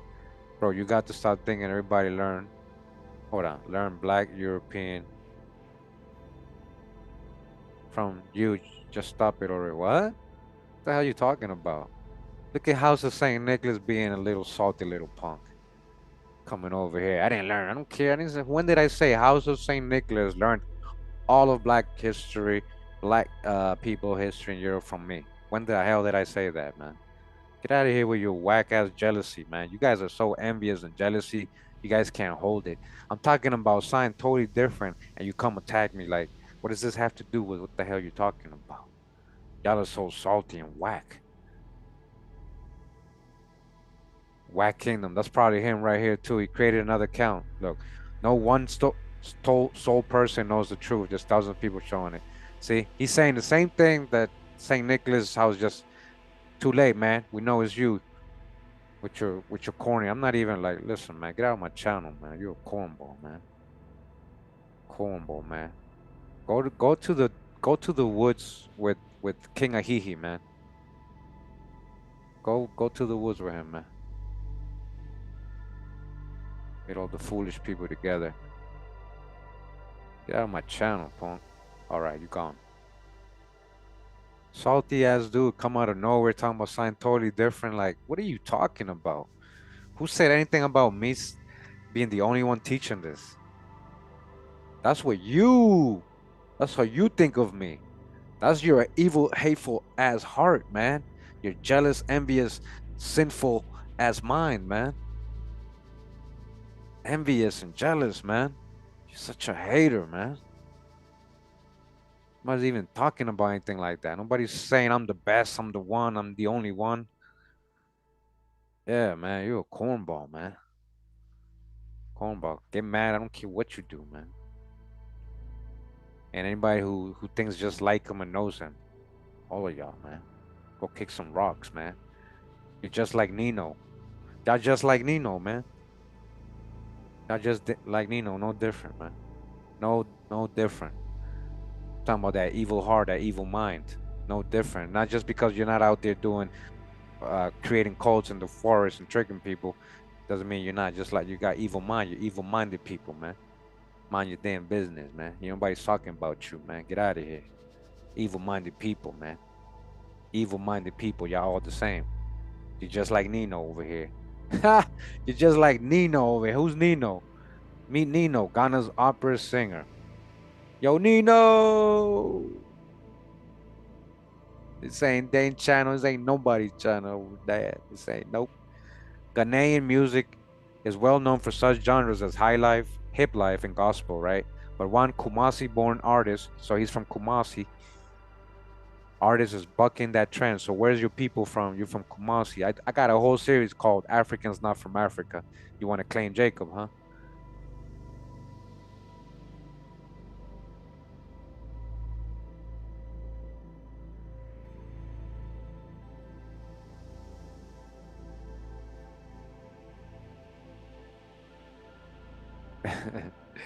Yeah. So Nino, his real name Agimang Kofi Ofe, also known as Nino. All right. So look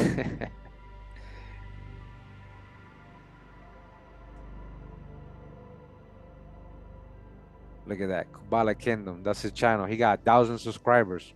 Look, he got 1,000 subscribers. That's what I'm trying to tell you guys. He wasn't growing. And his wife had a channel too. Not all black people are African, see? Now he's grabbing that. This is what I'm saying. He was never saying he's African, even though he's African. Like, this is the worst part about it. Like he's Nino. That's Nino. We just talking about Nino, man. Nino. Talking about Nino right here. That's his artist name. Back in the day when he was a pop star in Ghana. He was a pop star in Ghana. He was famous. He was a celebrity, guys. He comes from money. He comes from money. He probably had money already. That's why he became a celebrity. He had his people paid for him to go to a university in England, all this stuff. Like, he's not just some random person. This is what I'm trying to tell you. They got plans and agents and they get him from every crew. Freemason, most likely. I suspect he's a Freemason. I don't know. I may be bullshitting right now, but the way he moves and how he's connected and how he gets away with. Nino born Agimi Kofi has been singing and composing since childhood, thanks to his father's interest in classical music. Nino developed a passion for the genre, even though he started out singing gospel and high life. Despite gaining some success as a high life artist, Nino couldn't shake the feeling that he was destined to do something else. A turning point came when he was hospitalized after a car accident that could have claimed his voice and limbs. I remember lying in the hospital bed, Nino says, and watching myself performing my high life tracks on TV and hearing my songs on the radio. He was famous. He was on TV and radio. I thought, but I haven't done what I am supposed to do. Nino's singing voice contradicts his normal, softly speaking voice. His sentences are punctuated by a rich, booming tenor. When he breaks into Handel's Coggetti and Nessun Dorma, None Shall Sleep from the Giacomo Puccini opera Turandot. He speaks passionately about music. If I were to be the president of Ghana, he says, if I was to become president of Ghana, this is when he was younger, he says, I would rule the nation with music because music is the center of everything. Now, we can dig stuff like that, right? His personality, he can dig stuff like that. That's why you see he got them singing and dancing, Kubala, Kubala. But the gimmick is crazy, right? The gimmick is crazy. It is this love for opera that propelled him from his home city, Kumasi, to London, where he was worked on honing his talent to an international crowd. He got money. How many people from Kumasi or from Ghana can actually do this? Who's his parents? They got money. Inspired by black opera singers. Who's into classical music, like including South African Pumesa Mashikisa, an African-American tenor Noah Stewart, as well as Italian greats Luciano Pavarotti and Andrea Bocelli. Nino has been driven to succeed. He taught himself to sing some of the best-known opera classics with the help of YouTube and can now deliver songs in Italian, Spanish, English, French, German, and Latin. Nino has also performed in his native tongue Twi, but without the infrastructure necessary to compose and produce a piece. So his native tongue Twi. Native tongue Twi, right? I haven't even looked that up. Right? Look, guys, if I start going into who's speaking the Twi language or the Akan, oh, he's an Akan, huh? He's an Akan. All right, let's see. I'm gonna show y'all something real quick. I already know who they are. That's a future video. I already know who they are. And you're trying to say you're Jacob. You're trying to say you're lost. You're the Scottish Highlanders. You're trying to say you're Jacobites. You're trying to claim everything that literally doesn't point to your culture. Like, I'm gonna have to show them. Hold on. This is just this. I'm not even gonna show you guys now. I'm just showing you a genealogical table, right? You can believe it right now or not. When I do the video, you'll see the sources. Just like all the videos in my Africans Not From Africa playlist. Okay? Okay. Ready? You ready? Akan, huh? Okay. Okay. We're in the book, The Unknown Arabs. You guys know we've been reading that in our series, Africans Not From Africa. We have already proven a lot of African nations are actually coming from Asia, Yemen, Persia, India, Palestine, Iraq, Yemen, Arabia, you know. So we know that the pure Arabs come from Qatan or Joktan, the son of Eber, where you get a lot of the Himyarites, right? The sons of Saba and Yoruba, Yarub. Eventually you get Himyar and Himyarites. That mixture of the Himyarites, I'm assuming, all right? That mixture of the Himyarites with the Gara or the Garamanti people is what became the Mandingo people. And we have a whole video on that. You guys remember, right? Now, the mixture of Mandingo people, who is a mixture of the Garamantis, are all Asian people. The Himyarites and the Gara all came from Arabia. One after the, like one before the other ones. They become the Mandingo. The mixture of Mandingo with supposed, look, people coming out of the real promised land. We're talking about real so-called Phoenicians, Carthaginians, could be Semitic people, whether they're Danites, whether they're Ishmaelite, whether they're just seafaring people. Look, it's just, this is not very clear. This could be Hamites too included in that, because this doesn't really tell us who exactly this other part of the mixture that creates an Akan is. We're gonna go into it. We're gonna definitely go into it, okay, when we do the video. But look, Akan.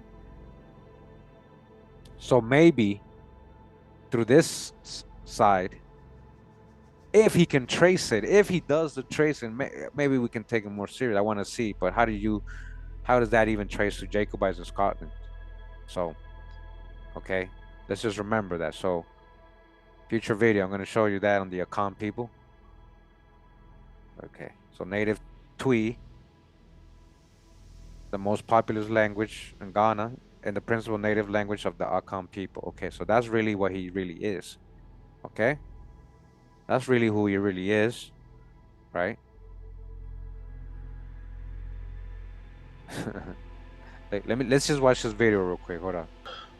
Several kinds of black people who are original to this earth. We have. Oh, that has music, so I can't really play it, but the native people of Great Britain were known as Black Israelite Jacobites. See how they like generalizing? Not every nation that was black in the British Isles was Israelite or Jacobites. So like, there's been so many different nations in the British Isles. Like this is still Pan-African way of thinking, like Hebrew Israelite kind of way of thinking still. Out of Africa, and we the Israelites and you the Gentiles, you know, like, no, you know, all these other nations, no, all those other nations that people think were Gentiles, and even the enemy nations of Israel were so-called black too, guys. Hamites, Moabites, Amorites, Ishmaelites, like all these nations were so-called black too. So you can't just go off a so-called complexion being black to try to claim you being Israelite. That's not how it works. You know what I'm saying? That's not, even though you want to believe that, you want to go off that, and you have a whole following and a whole belief system all your life based on that. It's not fact. It's not real. That's not real. That's for people who do real research, real genealogists, all that. They're not gonna ever take you serious if you're just going off color. Hamites were dark skinned too. Moabites were dark skinned. Ishmaelites were dark skinned. Amorites were dark skinned. Even Edomites were dark skinned. Esau's people, the other sons of Isaac, were also dark skinned. Like, it's not just Israelites, okay? So it says his home country has a symphony orchestra which was established during Kwame Nkrumah's presidency of Ghanaian composer Philip Kombogebo. All right. So he's been very involved with the orchestra there. He's like a little child star, and he has a pop little celebrity. Then he's got into the gospel and opera eventually. You know, he's big. He was big over there, guys. He was a celebrity. So he talks about how he broke through. You know, he's like one of the first Africans to literally take on opera because that's supposed to be a white thing. You know. So Nino believes he is helping to shape modern opera by bringing Ghanaian influence into his work. He calls this fusion Nuslam. Nuslam synchronizes elements of palm wine and high life music with the rims of opera. Okay. He created his own little black entertainment film, fashion, and TV show. You're gonna see how he has like a lot of companies, right? He had a lot of companies that didn't do good, right?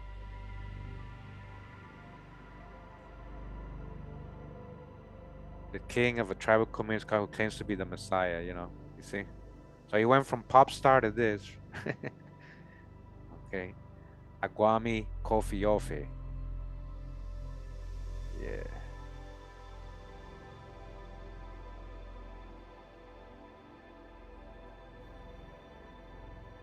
Hold that. Okay. This is his SoundCloud page. Nothing to hear here. It's like he removed it all. Look, 68 followers. This is what I'm saying, guys. I'm gonna just conclude something. I see like this guy noticed that he was kind of washed up. Nobody's really following him. Nobody really paying attention to their whole kingdom of Kubala when they were living in the apartment, because they were doing it before they moved to the forest. They had their kids trying to. They were living with the girl, the first handmaiden. I'm gonna show you guys. Watch. Look, 68 followers. Like his YouTube got 1,000. Like nobody really cares about this guy until he did what he did. Until he did what he did. That's him right there, guys. That's him, right? Where's that picture? That picture. I want to see that.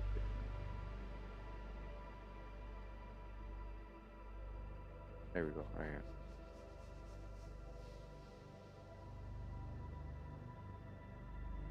That's him right here, right? That's him. Okay. Ghanaian tenor, how to transform opera music. ModernGhana.com. Ghana is best known for such musical genres as high life, hip like okay, Nino has been singing. Okay, so it's kind of like the same report.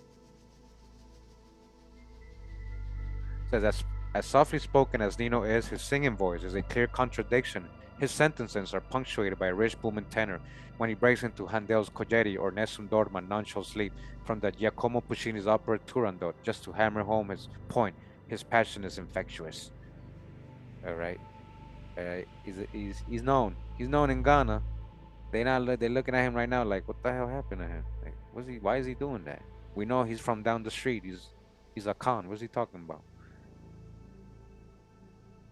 This is his business. Look, one of his businesses. Country of residence, Mr. Kofi. Look, previous appointments, company, Look Gold Ltd. Resigned. He resigned. Dissolved.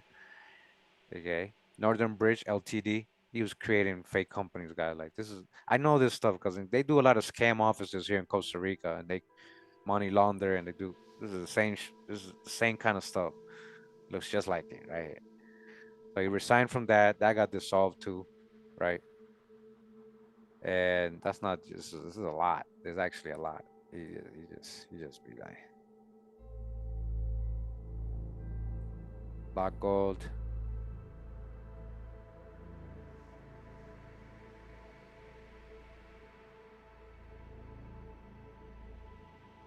Dissolved. Private limited company.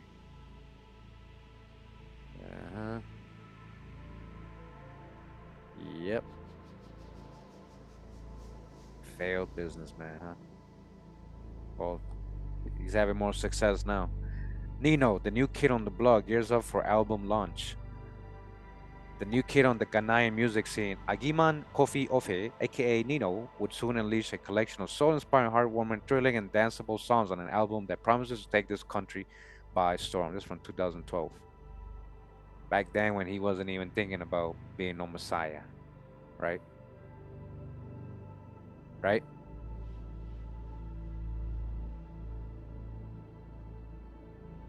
Okay. Cuba, hold on. Cuba Kingdom, what? All right. And then look at this. Look at this. Look at this. Former celebrity, this is from mirror.co.uk. Former celebrity lives off lost tribe leaders. Look. Former celebrity lives off lost tribe leaders living in UK woods revealed. A married couple running a self-styled African trans colony with former celebrities. Were former celebrities who tried to break into the UK showbiz industry while posing with celebs. All right, look.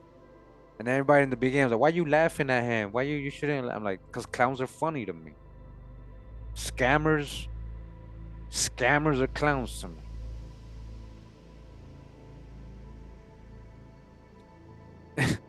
But that's Cuba, Rob. It's not Kubala. He made that's literally like saying Kabbalah. What Kubala, Kinder? Like, what are you talking about? Where are you getting that from?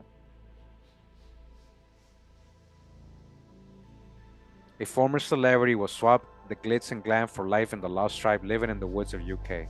Okay? He had a calling all of a sudden now. He's the Messiah, right?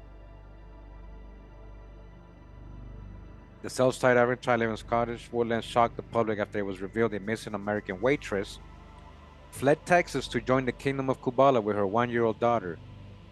The tribe say they are from an African royal dynasty who set out to reclaim land stolen. They never said that. From their ancestors, they say they're the Jacobites. The group is led by married couple Kofi Ofe and Jean Gash, who call themselves King Atihi and Queen Nandi. But the pair once led very different lives. Here is Kofi Ofe pictured with TV chef Ainsley Harriott. Ainsley, you guys know him if you watch those kind of shows.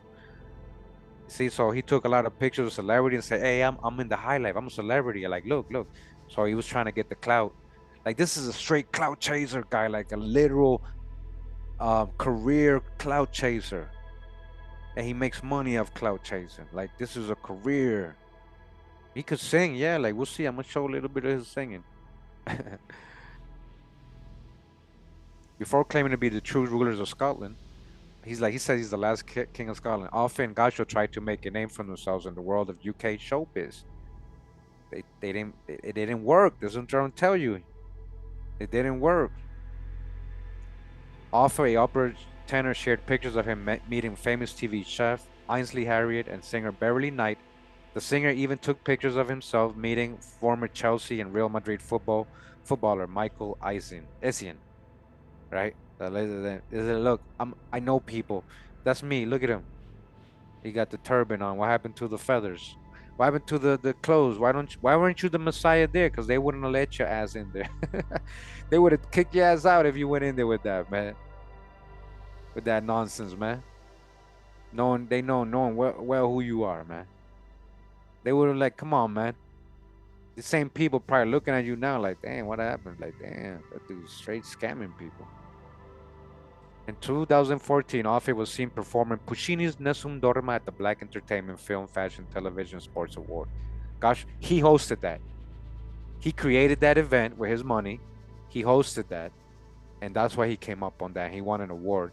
This is like the lady. He's just like the lady in the Olympics, the breakdancing lady who literally was the judge and the recruiter of all. She recruited herself. She's her own judge during the tryouts. That's what he did. Same shit with that. I'm not kidding. He owns that company. Learn more about him. You'll see he owns that company. She said, as I entered the auditorium, behold, a beautiful, this is his wife now, right? As I entered the auditorium, behold, a beautiful dark-skinned man with a voice of an angel started to sing.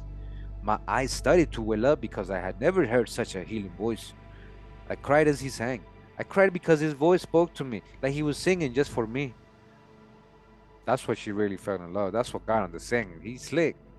Hey, he's a charlatan guy. Like he's a smooth criminal.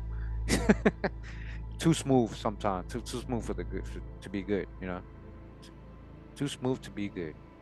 The pair became a couple just a few months after that performance and continued the attempts to break into the world of entertainment. The couple appeared to leave their showbiz dreams behind, as it was revealed last month they moved literally overnight in a month. All of a sudden, they moved to Scotland to run an African tribe. And because they're African, they keep calling them African. Their space has faced troubles recently after court order said their encampment should be removed. Yeah. Off it, after the order was issued at Jedburgh Sheriff Court, said the creator of the heavens, the earth is one with us.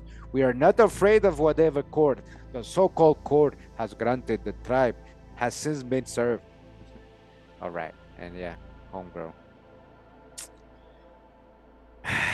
So you guys see it starts building up. You start seeing a whole. I could have showed you that from the beginning, but I wanted people to judge me and people to like think I'm just no. All right.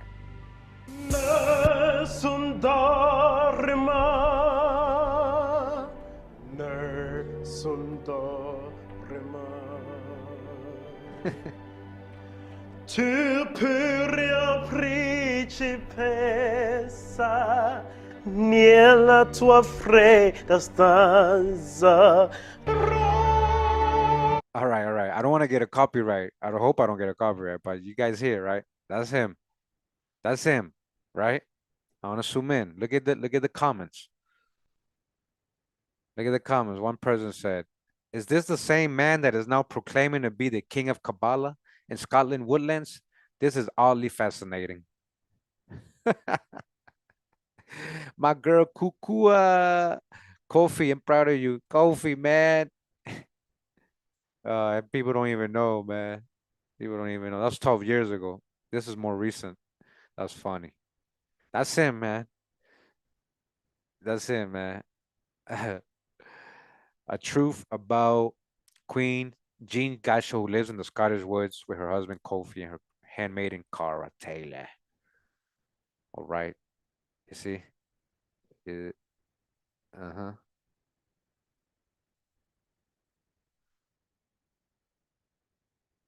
They are self-proclaimed king and queen. Kofi Offit, 36 from Ghana. Okay, they live as king. Let me see. The group who were evicted earlier this month from the original base that belong. Okay, so we got that. Says dozens of photographs and videos posted on social media show the group performing rituals, dancing around a fire, and worshiping, as well as carrying out everyday chores at their off-grid tented settlement in the forest outside Jedburgh. But it wasn't always like that for the couple who appear to have adopted their mythical identities. After a bitter, long-running battle with authorities. Okay?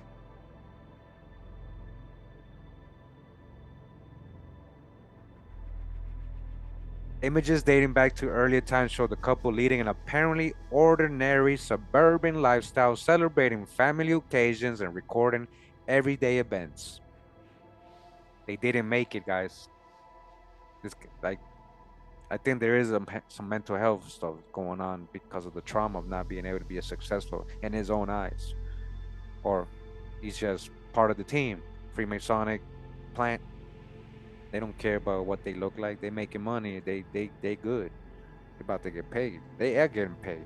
They out there eating. They're not out there hunting. Tell me what animals they hunting right there in that little forest in Scotland. What are they eating? What are they growing? They literally, you guys don't even know. He literally goes to the local town to get free Wi-Fi off the corner store. They live in. They do the gimmick and the cameras, but they got money. He got money. He got probably residual money from his pop star days. They're getting royalties. His dad had money. These are people who come with money. He's living good. He don't look skinny. He got 2 women. He living good. He got a slave woman. He living good. Yet as early as 2019, the unconventional nature of their relationship emerged when Mrs. Gasho wrote an article for a Ghanaian news website entitled, "Why My Husband is Looking for a Second Wife, and I Am Excited About It." In the article, Ms. Gacho set out a list of criteria a successful candidate would need to bring to the table. Watch how crazy this is, along with conditions spelling out how the relationship should be conducted and how much it would cost them. She wrote, if you are a single mother, you pay £500 to be considered for a date with him and spend a weekend with him. No intimacy. If you have no children, you pay £350 to be considered for a date with him and spend a weekend with him. No intimacy. If you are a virgin, this is what she wrote. Listen, if you are a virgin, you do not pay anything. However, your virginity will have to be medically tested and proven. No intimacy. The reason why women have to pay is because my husband is the one doing a service and sacrificing for single black women. You guys, this is the mentality. Listen, this is effing crazy, man. This is effing crazy. Let my daughter be fooled into like, no, man, we gotta protect our young women, man. We gotta protect our daughters. She comes from an abusive life, right? Maybe that's why there's no protection there. That's why you gotta be a real family member, real dad or real guardian, whatever blood ties you have to your guardian children, your ones you take care of, you know, biologically or adopted or whatever. You gotta be there.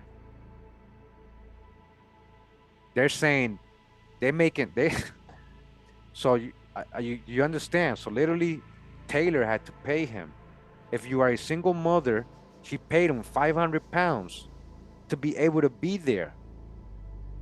She's a runaway with a daughter. She's young. She got no job. She was working at a fast food. Where's she getting 500? How'd she get there? How'd she get there? And where'd she get £500 to be considered, right? Because he's making the sacrifice for black women. You got to pay him. The guy from Ghana, right? An area of the world where that's known for a lot of scamming. Unfortunately, this guy fits the damn description and stereotype. Okay? I told you it gets crazier. I told you these hopeful second wives were urged to email applications, including a biography and photograph.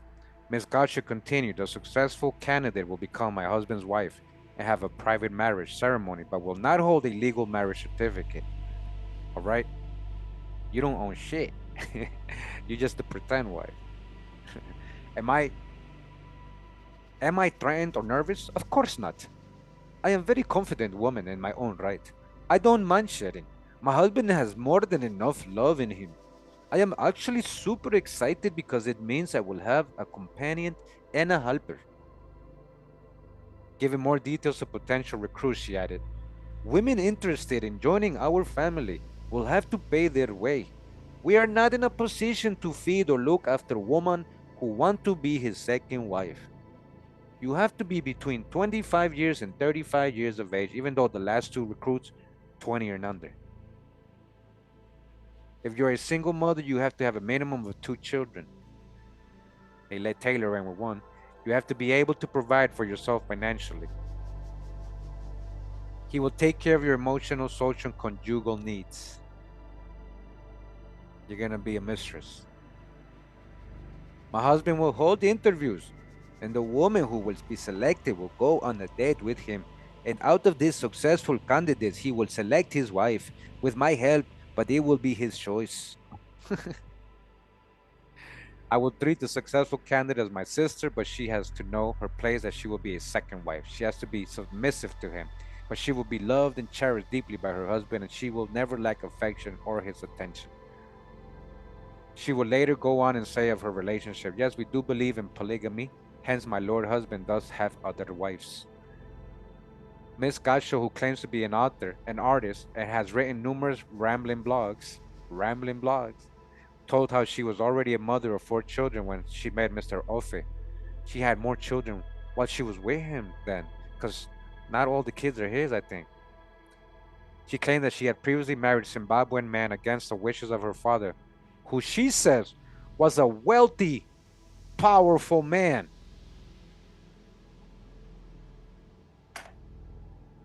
Okay, listen, knowing history, knowing how prearranged marriages work, that family of the wealthy, powerful man from Zimbabwe is not just gonna marry their son with all this wealth and power with just any other woman from Zimbabwe, a poor woman. No, she has to come from a very powerful, wealthy family too.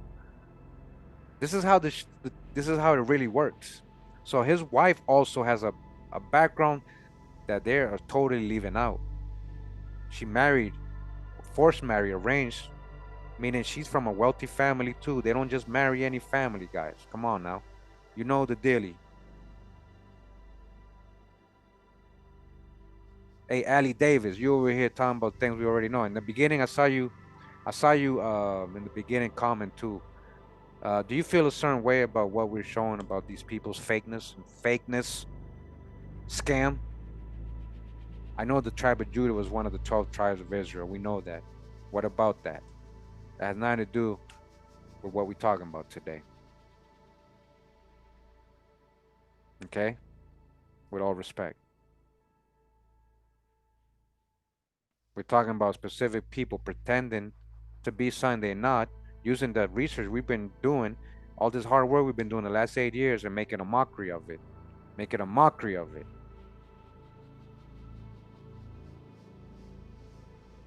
So his wife is what I'm showing you, also has these are important people. They took the kids away, for a reason, like, but to them, they don't really care about all that, man. Back in her home country, she married a wealthy, powerful man.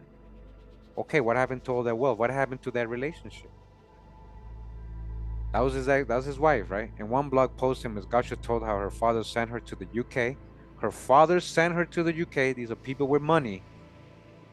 How many Zimbabweans get to go to their dad send them to UK to go study in the university and able to marry them off to a wealthy, powerful man in Zimbabwe?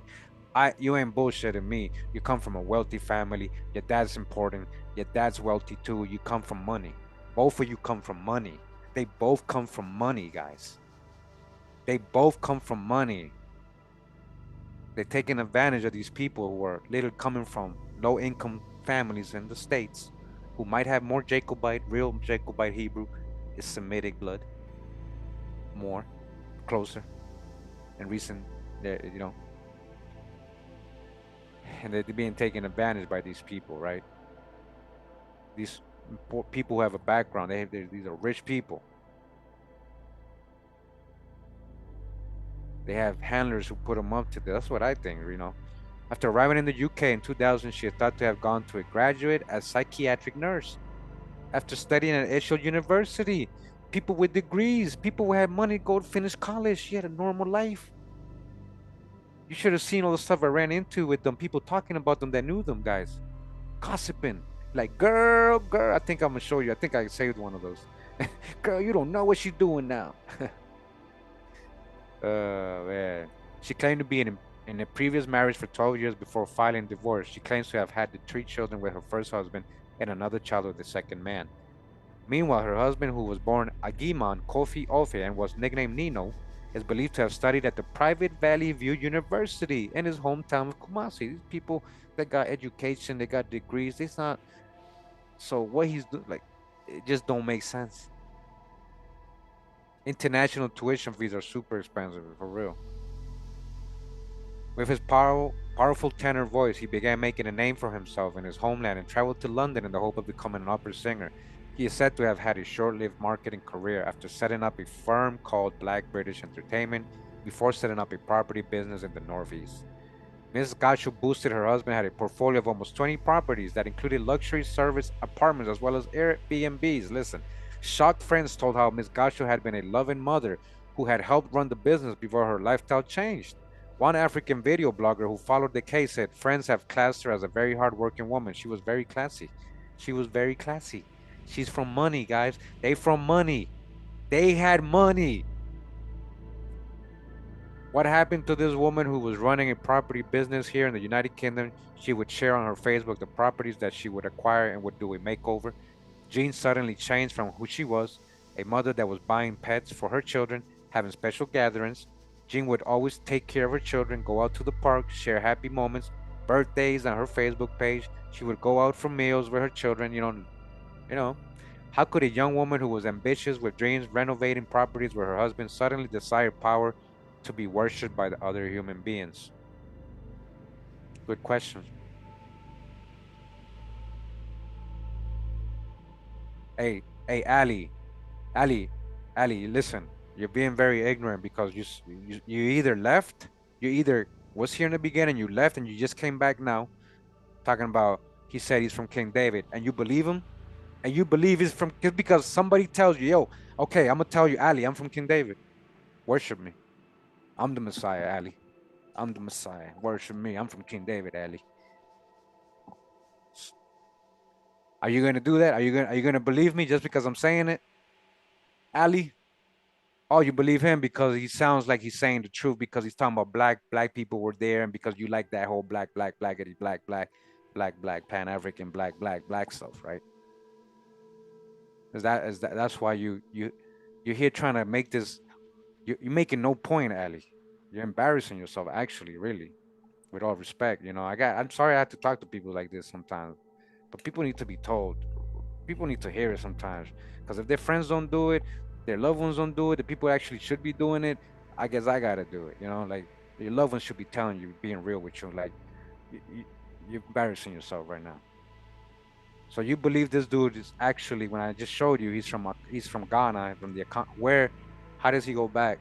Show me the whole relationship. Show me the whole genealogy. Okay.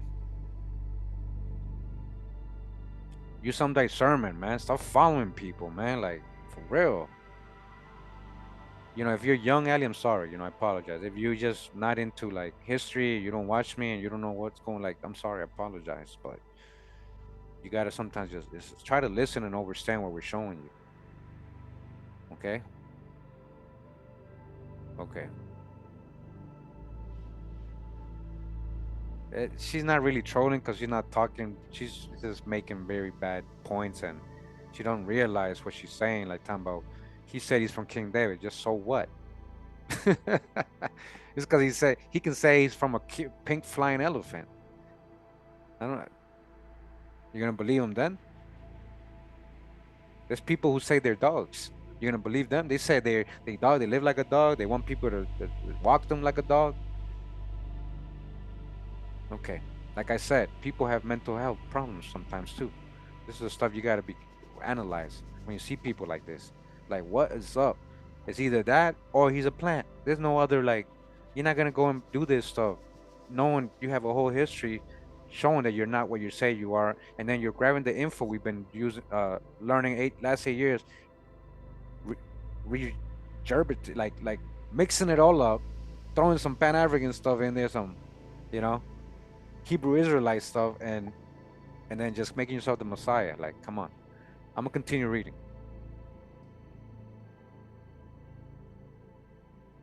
So it says in blog, Ms. Gaucho describes the most painful year of her life as after having all her 7 children taken into captivity. She gave birth to her 8th child last year. In one blog, Ms. Gaucho accused social services of abducting her children in November 2021. Well, they probably did do that for a certain reason. So they had actually split, it says here, and they came back together. All of a sudden, they appeared in court together. Look what it says here, though. Look. It says the couple later claimed to have ended up sleeping rough in a park, Newcastle, before later emerging in Scotland. They were sleeping on a park. They probably got kicked out of the apartment. This is when he came up with his greatest scheme ever. Later re-emerging in Scotland to lay claim to their new home kingdom. The group believed the biblical land of Zion was not in the Middle East as traditionally thought, but in Scotland. See, now they're putting the old world there, which we can dig that because we know that the British Isles was connected anciently to the Americas, and there was like a land, like, we can dig that. But there's a lot of context missing and all that, right? They claim the kingdom is taking back land stolen after asserting that Queen Elizabeth I expelled the Black Jacobites. That's not true. It wasn't. It was Oliver Cromwell. It was, at least tell the history correctly. Queen Elizabeth, believe it or not, was like a secret Protestant. She represented the Catholics, but she was actually more down with the Protestants.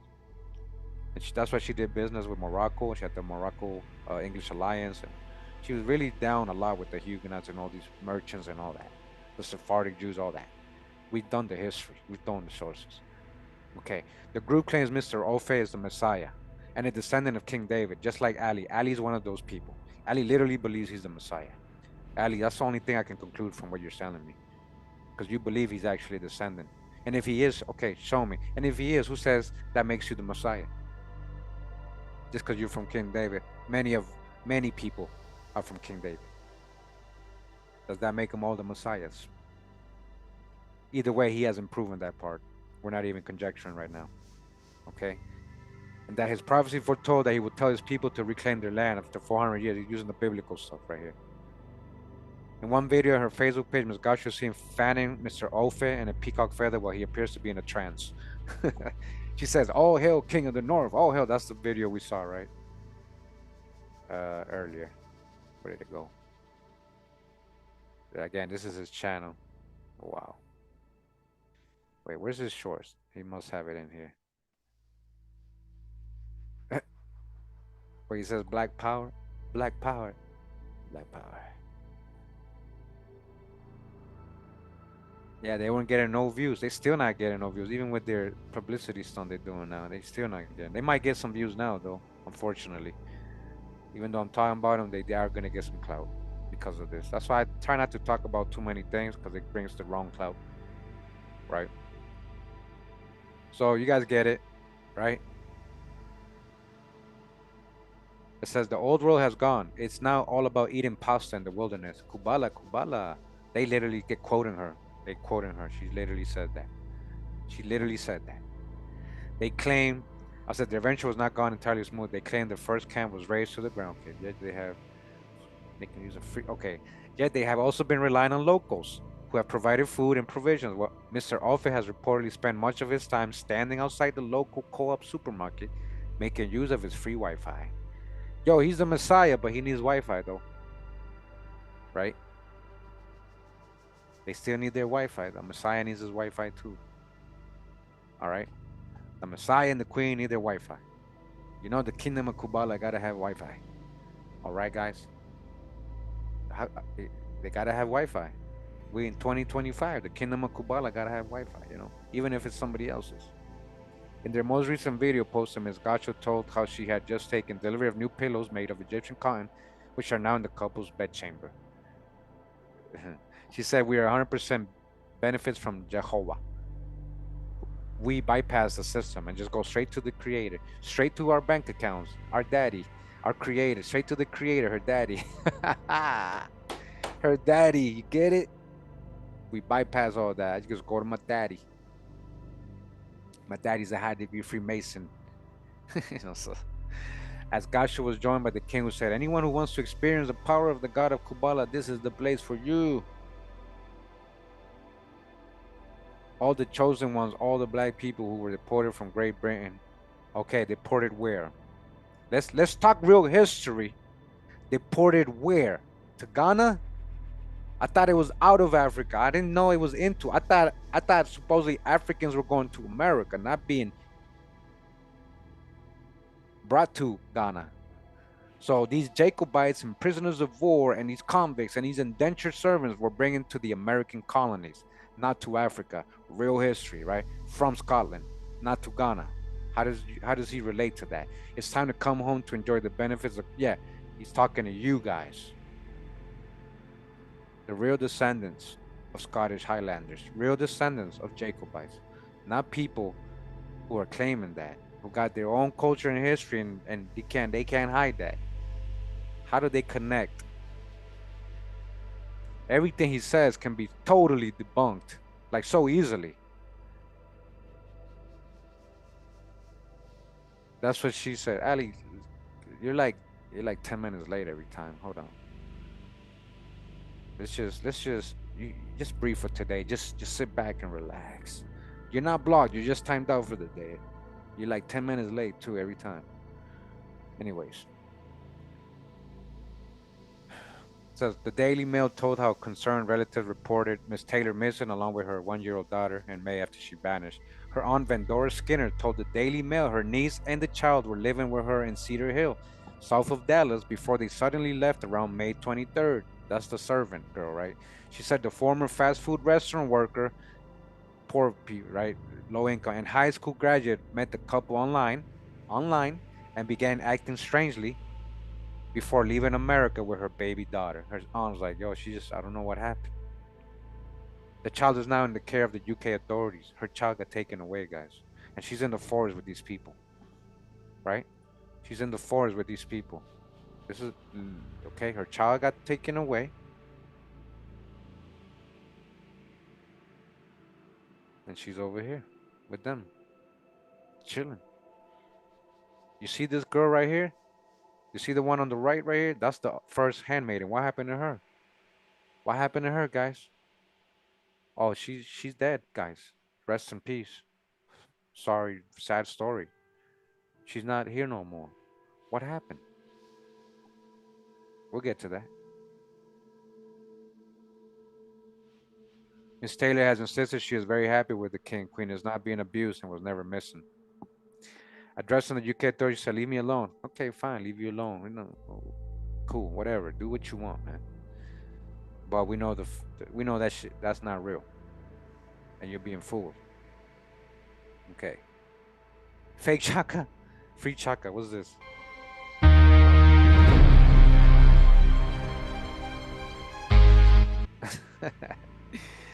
Yeah. Kubala forever, man.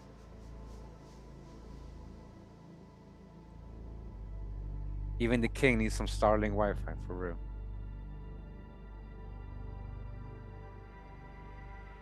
All right. Yeah. Remember, we said, oh, look. She's literally acting like a clown, like a mime. Like, that was funny. That was kind of funny. This is her channel. Let me show you her channel. I think I already had it open. I don't know. At 1,000 subscribers. I told you, they ain't getting no following. Look, she's talking about the Hebrew Israelites. Like, they're doing the same thing.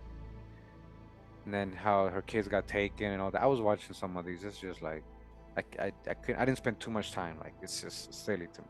All right. They ain't going nowhere on YouTube. They needed something bigger. Right? They needed something bigger. Okay. Now, who is this girl right here? Let's see what Jean posted. It says the royal house of Ophir is protected by a higher power. The northern kingdom can only grow as the Messiah and his wives continue to reign supreme on the land of Great Britain. The god of Kubala, Jehovah, see? Hawa, they watching, guys. From Fights for Us. Okay, so who's this? That's not the girl from Texas. So she's gonna tell you. These two are such a vibe. I prayed for my Lord husband to find a wife like Lady Safi, and Jehovah answered my prayers. I love to see the Messiah so happy, and I just love how Lady Safi is so submissive to the king. Submissive to the king. Hey.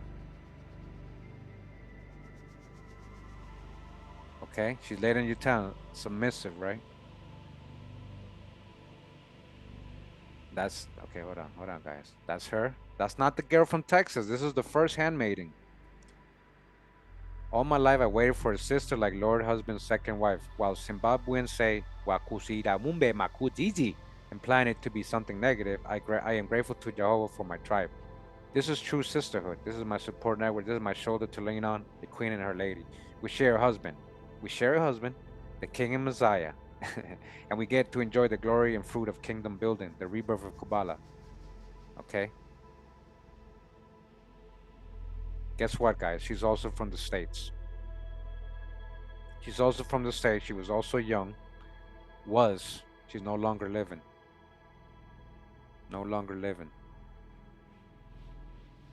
This is some of her kids right here. They all got taken away. I don't want to judge like that. I feel bad for the kids and stuff, but I just feel like maybe these people really do need help, or just on that hijack, like they chosen the hijack side, guys. They chosen the other side. Like, okay, now, so you guys see, they weren't really going nowhere with their channels and their,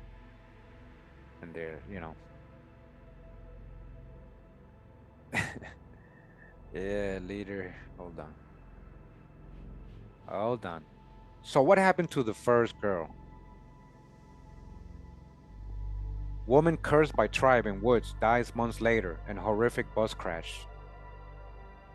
Oh shit! Now we're talking about something totally different here. That's why I said, may the Most High bless and protect us all, man, from people's sorcery, people's witchcraft, people's hate towards us, people's bad mind, people's spells, people's witchcraft. All right, I'm not saying they had anything, but it's just kind of weird. It's either, I don't know, like that's a freak accident too, guys. You're gonna read like Final Destination kind of thing, like how, right? Because and she you're gonna see why she left. You're gonna see what she said before she left.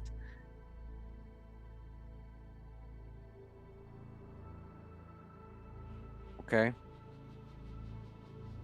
A young woman who fled a cult, fled. She fled them, guys. Fled a cult in Scottish forest, was chillingly cursed to cry until she dies. That's what he told her on one of his videos. That's what he told her in one of her videos. Cry until you die, but it's by its deluded leader. Months later, Aaliyah Johnson was killed in a freak double road accident in the US.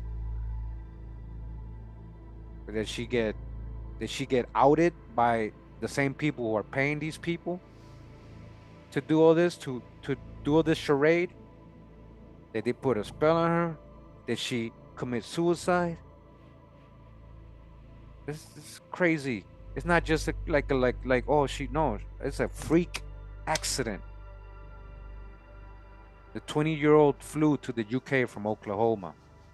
From Oklahoma, that's where she's from, Indian Territory, right? Indian Territory, right? To become a so-called handmaiden to Kofi Ofe, the Ghanaian man, 42, bizarrely claims to be the Messiah and calls himself King at Tahini. But just 4 months later, Aaliyah, who had renamed herself Lady Safi, turned her back on the tribe, listen, slamming it a false reality. She said, yo, that shit is fake. She said it's fake. She found out the hard way. Something happened.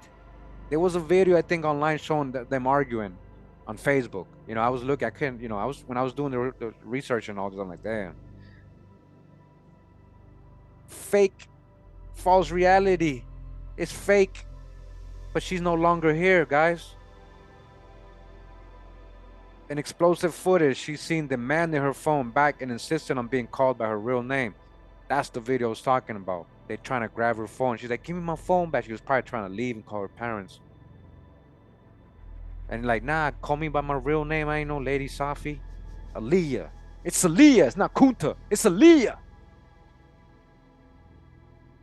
Offit responded with a terrifying on-camera curse saying, listen, this is on camera. We are done. She will cry until she dies. If this doesn't happen, there is no God in Kubala. That is some crazy, that is a crazy ass spell, right? That's crazy right there, guys. What did that make other people who actually believe this guy believe that, oh, there is, oh, that to me is too crazy. Like, this goes into the realm of conspiracy, I think, too. He knew something would happen to her.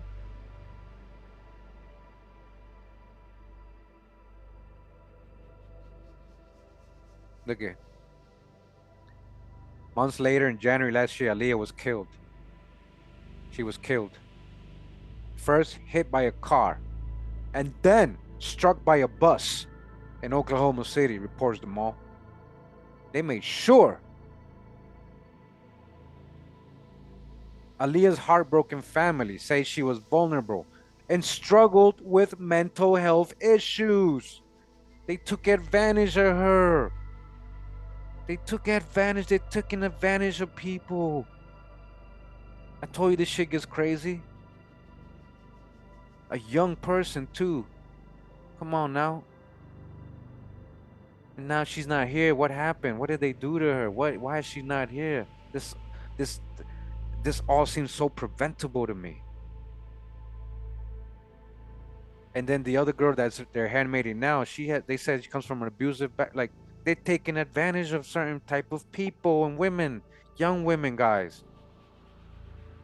But they could never have imagined her journey to find herself would end in such a tragic and twisted tale. Now concerns are growing for her replacement, right? Another American woman, also calling herself Lady Sophie, who's been camping in the woods with the so-called royal couple near Jedburgh, Scotland. Look, Jehovah, they used the whole, they blaspheming over there, like, man. Her family back in Texas say they fear for her life, with Mom Belba Whitehead blasting the cult. Her mom blasting the cult, saying this cult is crazy. They pose a threat to everyone around them. Afe, along with his self-declared Queen Nandi, Zimbabwe Jean Gasho, insists they are part of a lost African dynasty and now squat on private woodland behind a Scottish industrial estate. Okay? You guys understand now how crazy this is? This is why I just wanted to talk about it a little bit. Many people ask is what happened to Lady Safi? Lady Safi is a young woman who is American born and raised that found herself in the United Kingdom and was part of the Kubala kingdom and was made the second wife to the king. Upon arrival, she was welcomed by the queen herself, Queen Mary Tama, who is the first wife to Kofi Ofe.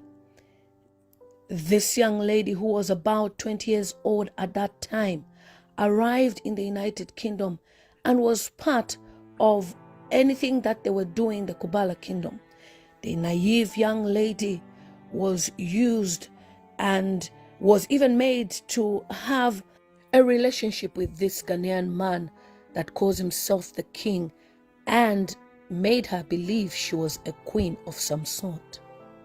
Her name was Aliyah Johnson, who came from the United States and joined this kingdom and was made to do all sorts of rituals that I will show you in this video in the name of serving their king or prophet or messiah, King Ofe from Ghana.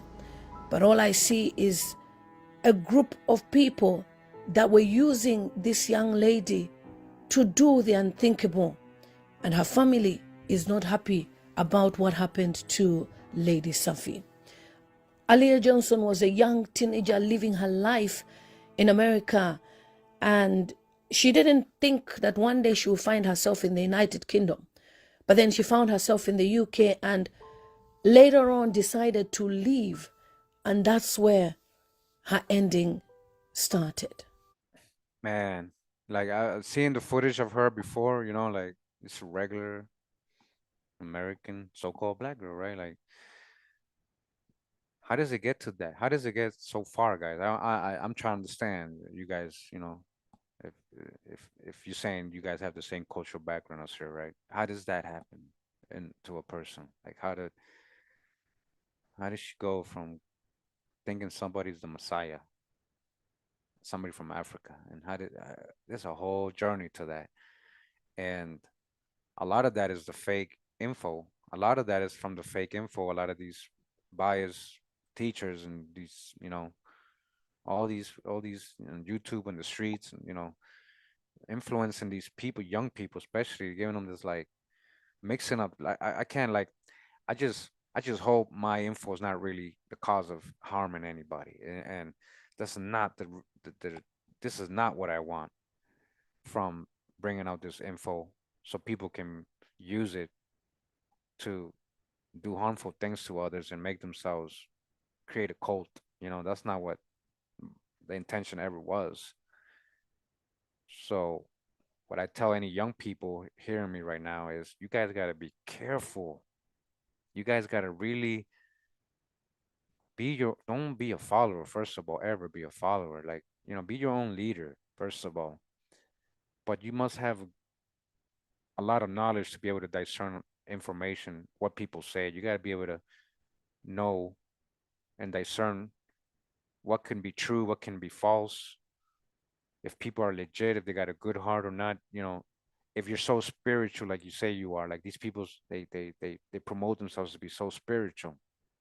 But when you're so spiritual, I think like when you are a real spiritual person, you should be able to detect the bad people, the bad spirits.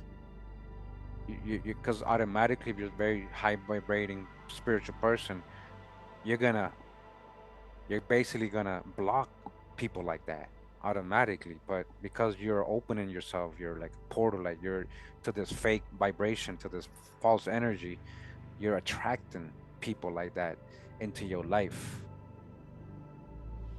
Protect yourself. I'm talking to the young people right now. I don't know if you got young people, whatever. Like I know there's like a lot of young people follow me. So, like, look, guys, this could have been you. I know I would never be me. I ain't that stupid. No, like, this could have been anybody. This could be your daughter. This could be your niece. This could be your sister. This could be.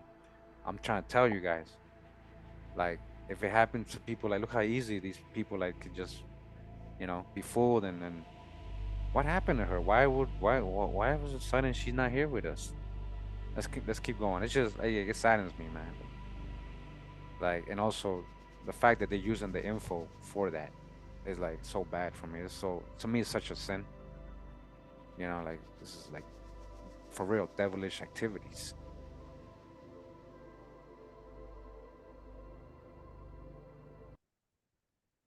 Kingdom, but that pregnancy was concealed. And again, people are saying that the baby might have been among the children which social services took, and that must have also affected Aaliyah Johnson in going back to the US, because she was thinking about the child that she had lost to social services. Again, her family has denied that there was never a child, but there's a video where Queen Mary makes her confess that she's never been pregnant. Why is the video being released now? Is Mary Tama trying to hide something? Jean Gasho is her original name. Is she trying to hide something? Listen to this snippet. She said what she is wants that begging? Begging me I for didn't a child. get down on my knees to say my Lord. Please give me your She had us all convinced that she was pregnant. When even the king told me that she is going to do this. She's going to play the pregnancy card. Saying, I've got nausea, I've got this. Just imagine. Because I was telling the king the whole time and what then, I was going yeah, he through. was telling and you you that even it's said all it was in your psychological. head. Yes. Exactly. Yes. So, and what It point was is that a all lie? in your head. What point is that a lie? Because you wanted it to be true. No, exactly. Because what woman don't want to have a baby? With an evil man. You conceived against the evil man and had Nakai. So what are you talking about? So I am. What are you talking about? You literally had a baby. You literally conceived against the evil man without his knowledge. Was Jean Gasho becoming jealous that Aaliyah Johnson was in love with her husband? Was she trying to make the man turn against this young lady they called Lady Safi? Well, a lot of things were happening in that house. And I believe a lot of information has been concealed from the public. If not for social services taking the children away, we wouldn't have even known about this family. It's good that the government has taken control of all this craziness that is going on in their lives. But the sad part is how Aaliyah Johnson ended up losing her life. Just listen to a snippet of how she was hypnotized to believe in this, their kingdom. Listen to this. Because this is an honor to even be a part or even see and witness what's happening in history. Yes. This is historical. I like what you said. This is history in the making. And our names right now are being written down. In this kingdom, the blueprint of who we are is being written down. And even when we talk about before when we were live, I was seeing some comments saying, how can the king have all these beautiful women? What have you got to say about that? They say we are too beautiful for the king, but he is the king. Well, I would say the king is mighty handsome, and this is his birthright. And he's the most gorgeous, isn't it? He's melanin and everything. Oh gosh, I think, okay, I think we have to stop gushing over our Lord's husband and just say, Kubala, Kubala. Kubala, Kubala. Ziona is here. What? Lady Safi was made to do this ritual of washing the feet of Kofi. Lady Safi is then told to explain what she was doing, and her explanation is that she needs to anoint the feet of the king, and that is why he's placing his feet in the bowl of water where she's pouring that anointing oil. Lady Safi's uncle expressed that they don't know how she joined this account, and till date the uncle has been mourning the loss of the niece Aliyah, who was so young, and he shares memories of this young lady that lost her way. So Lady Safi, can you explain to the people who are watching all over the world what this is, what you're doing? So, right now I am just anointing the king's feet.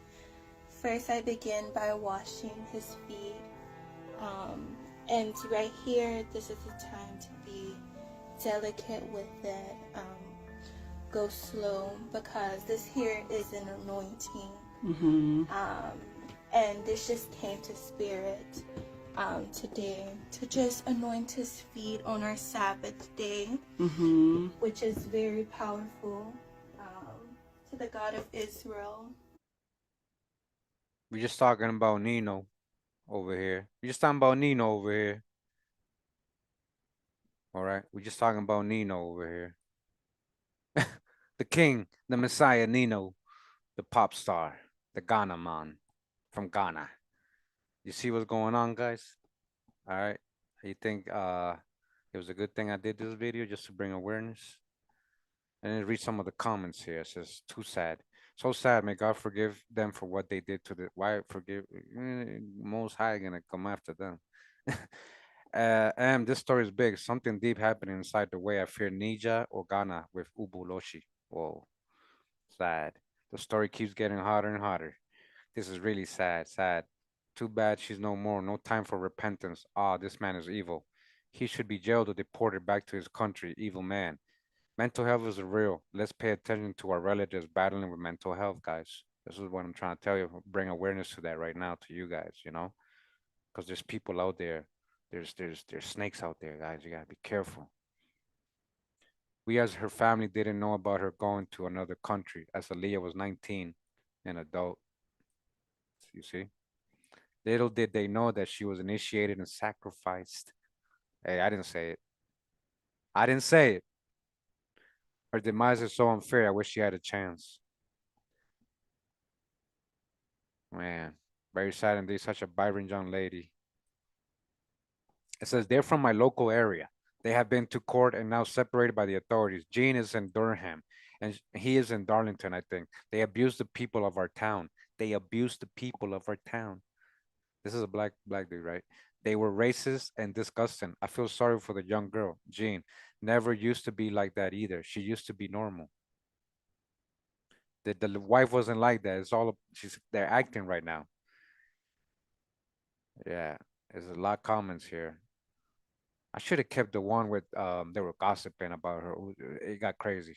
That people actually knew her. I met Lady Sophie, such a soul she was. May her soul rest in power. My heart bleeds for her family. Damn. That's messed up, man. You know? Wow. The queen is from a province here in Zimbabwe. Her name is Jean Gasho from Kaori town, from Simsam border, Chirundu. She ain't from Scotland, Jacobites. All right. Next, hold on. We're almost done here, guys. Don't worry. I think I've kind of made the point. I think I've kind of shown a lot for you to make your own conclusions, right? Aaliyah Johnson dies. Woman cursed by tribe in woods is killed months later. Grieving family sheds light on Oklahoma mental health care after loved one tragic death. I wanted to show you guys this, and I'm gonna show you. They don't even mention that she was with the dude. They don't. They wanna leave that part out. Oh man, sorry guys. Yeah, they're gonna leave that part out.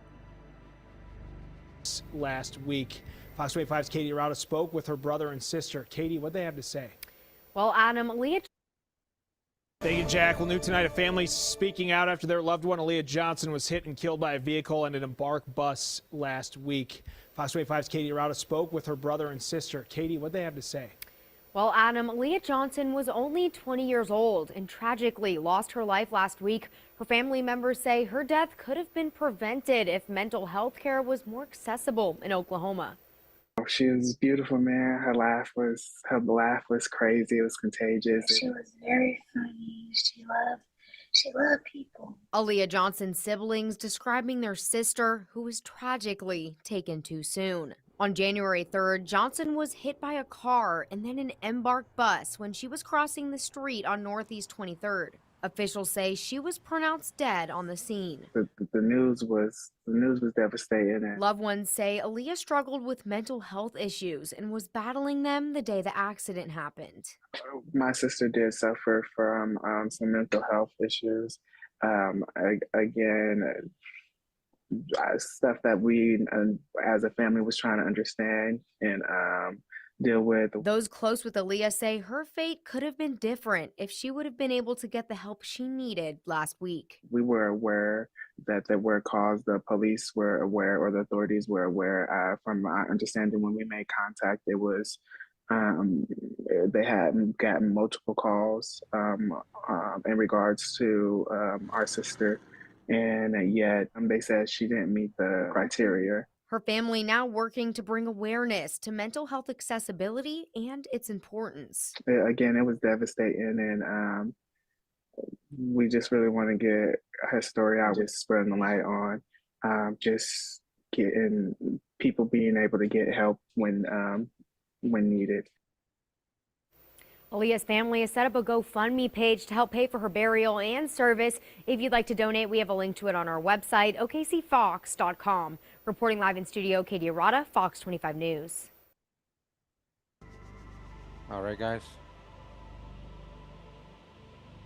So that was her family, her brother and sister.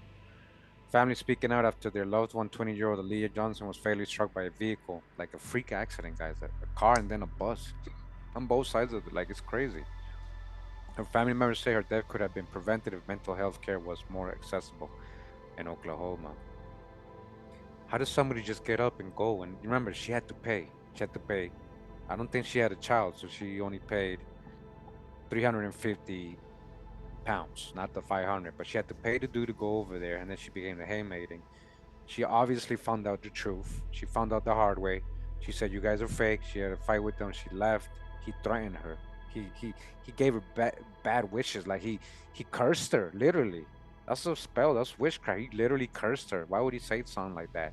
Why would you say, "Do you regret it now? Do you regret it?" No, he probably don't regret it. He said, "You're gonna cry until you die."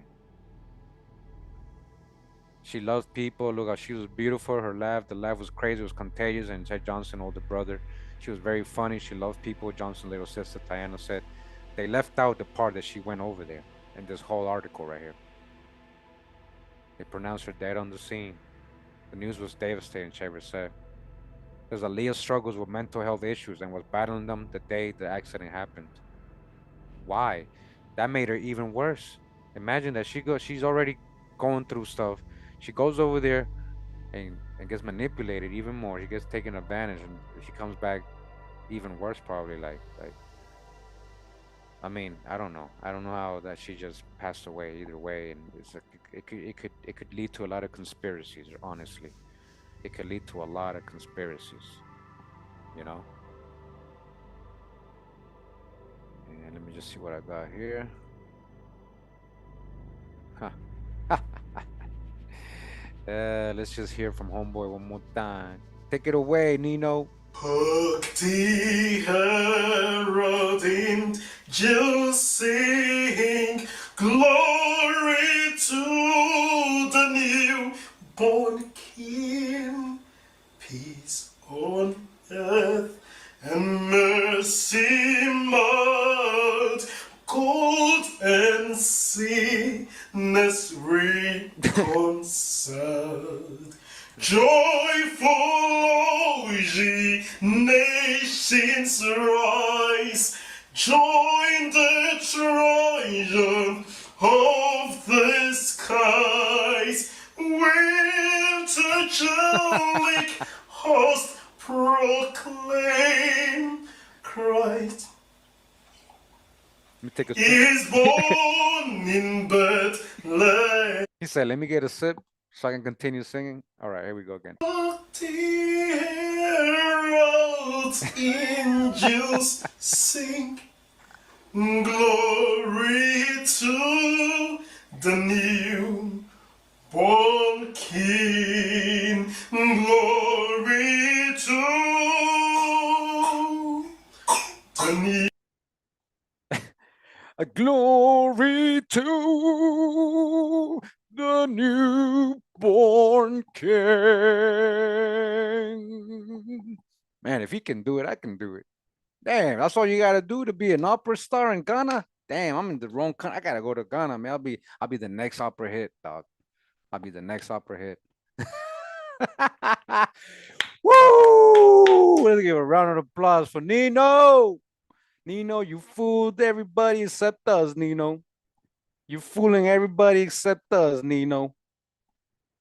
Nino, you evil man. Nino.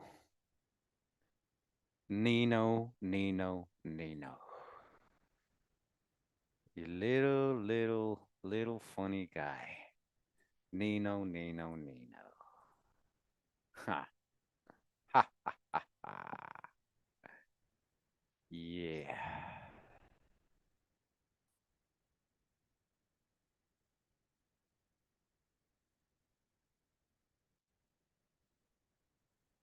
So, ladies and gentlemen, we've reached the end of our presentation. As you guys can see, there's a mockery going on in Scotland. This is a mockery, I say. It's a damn mockery.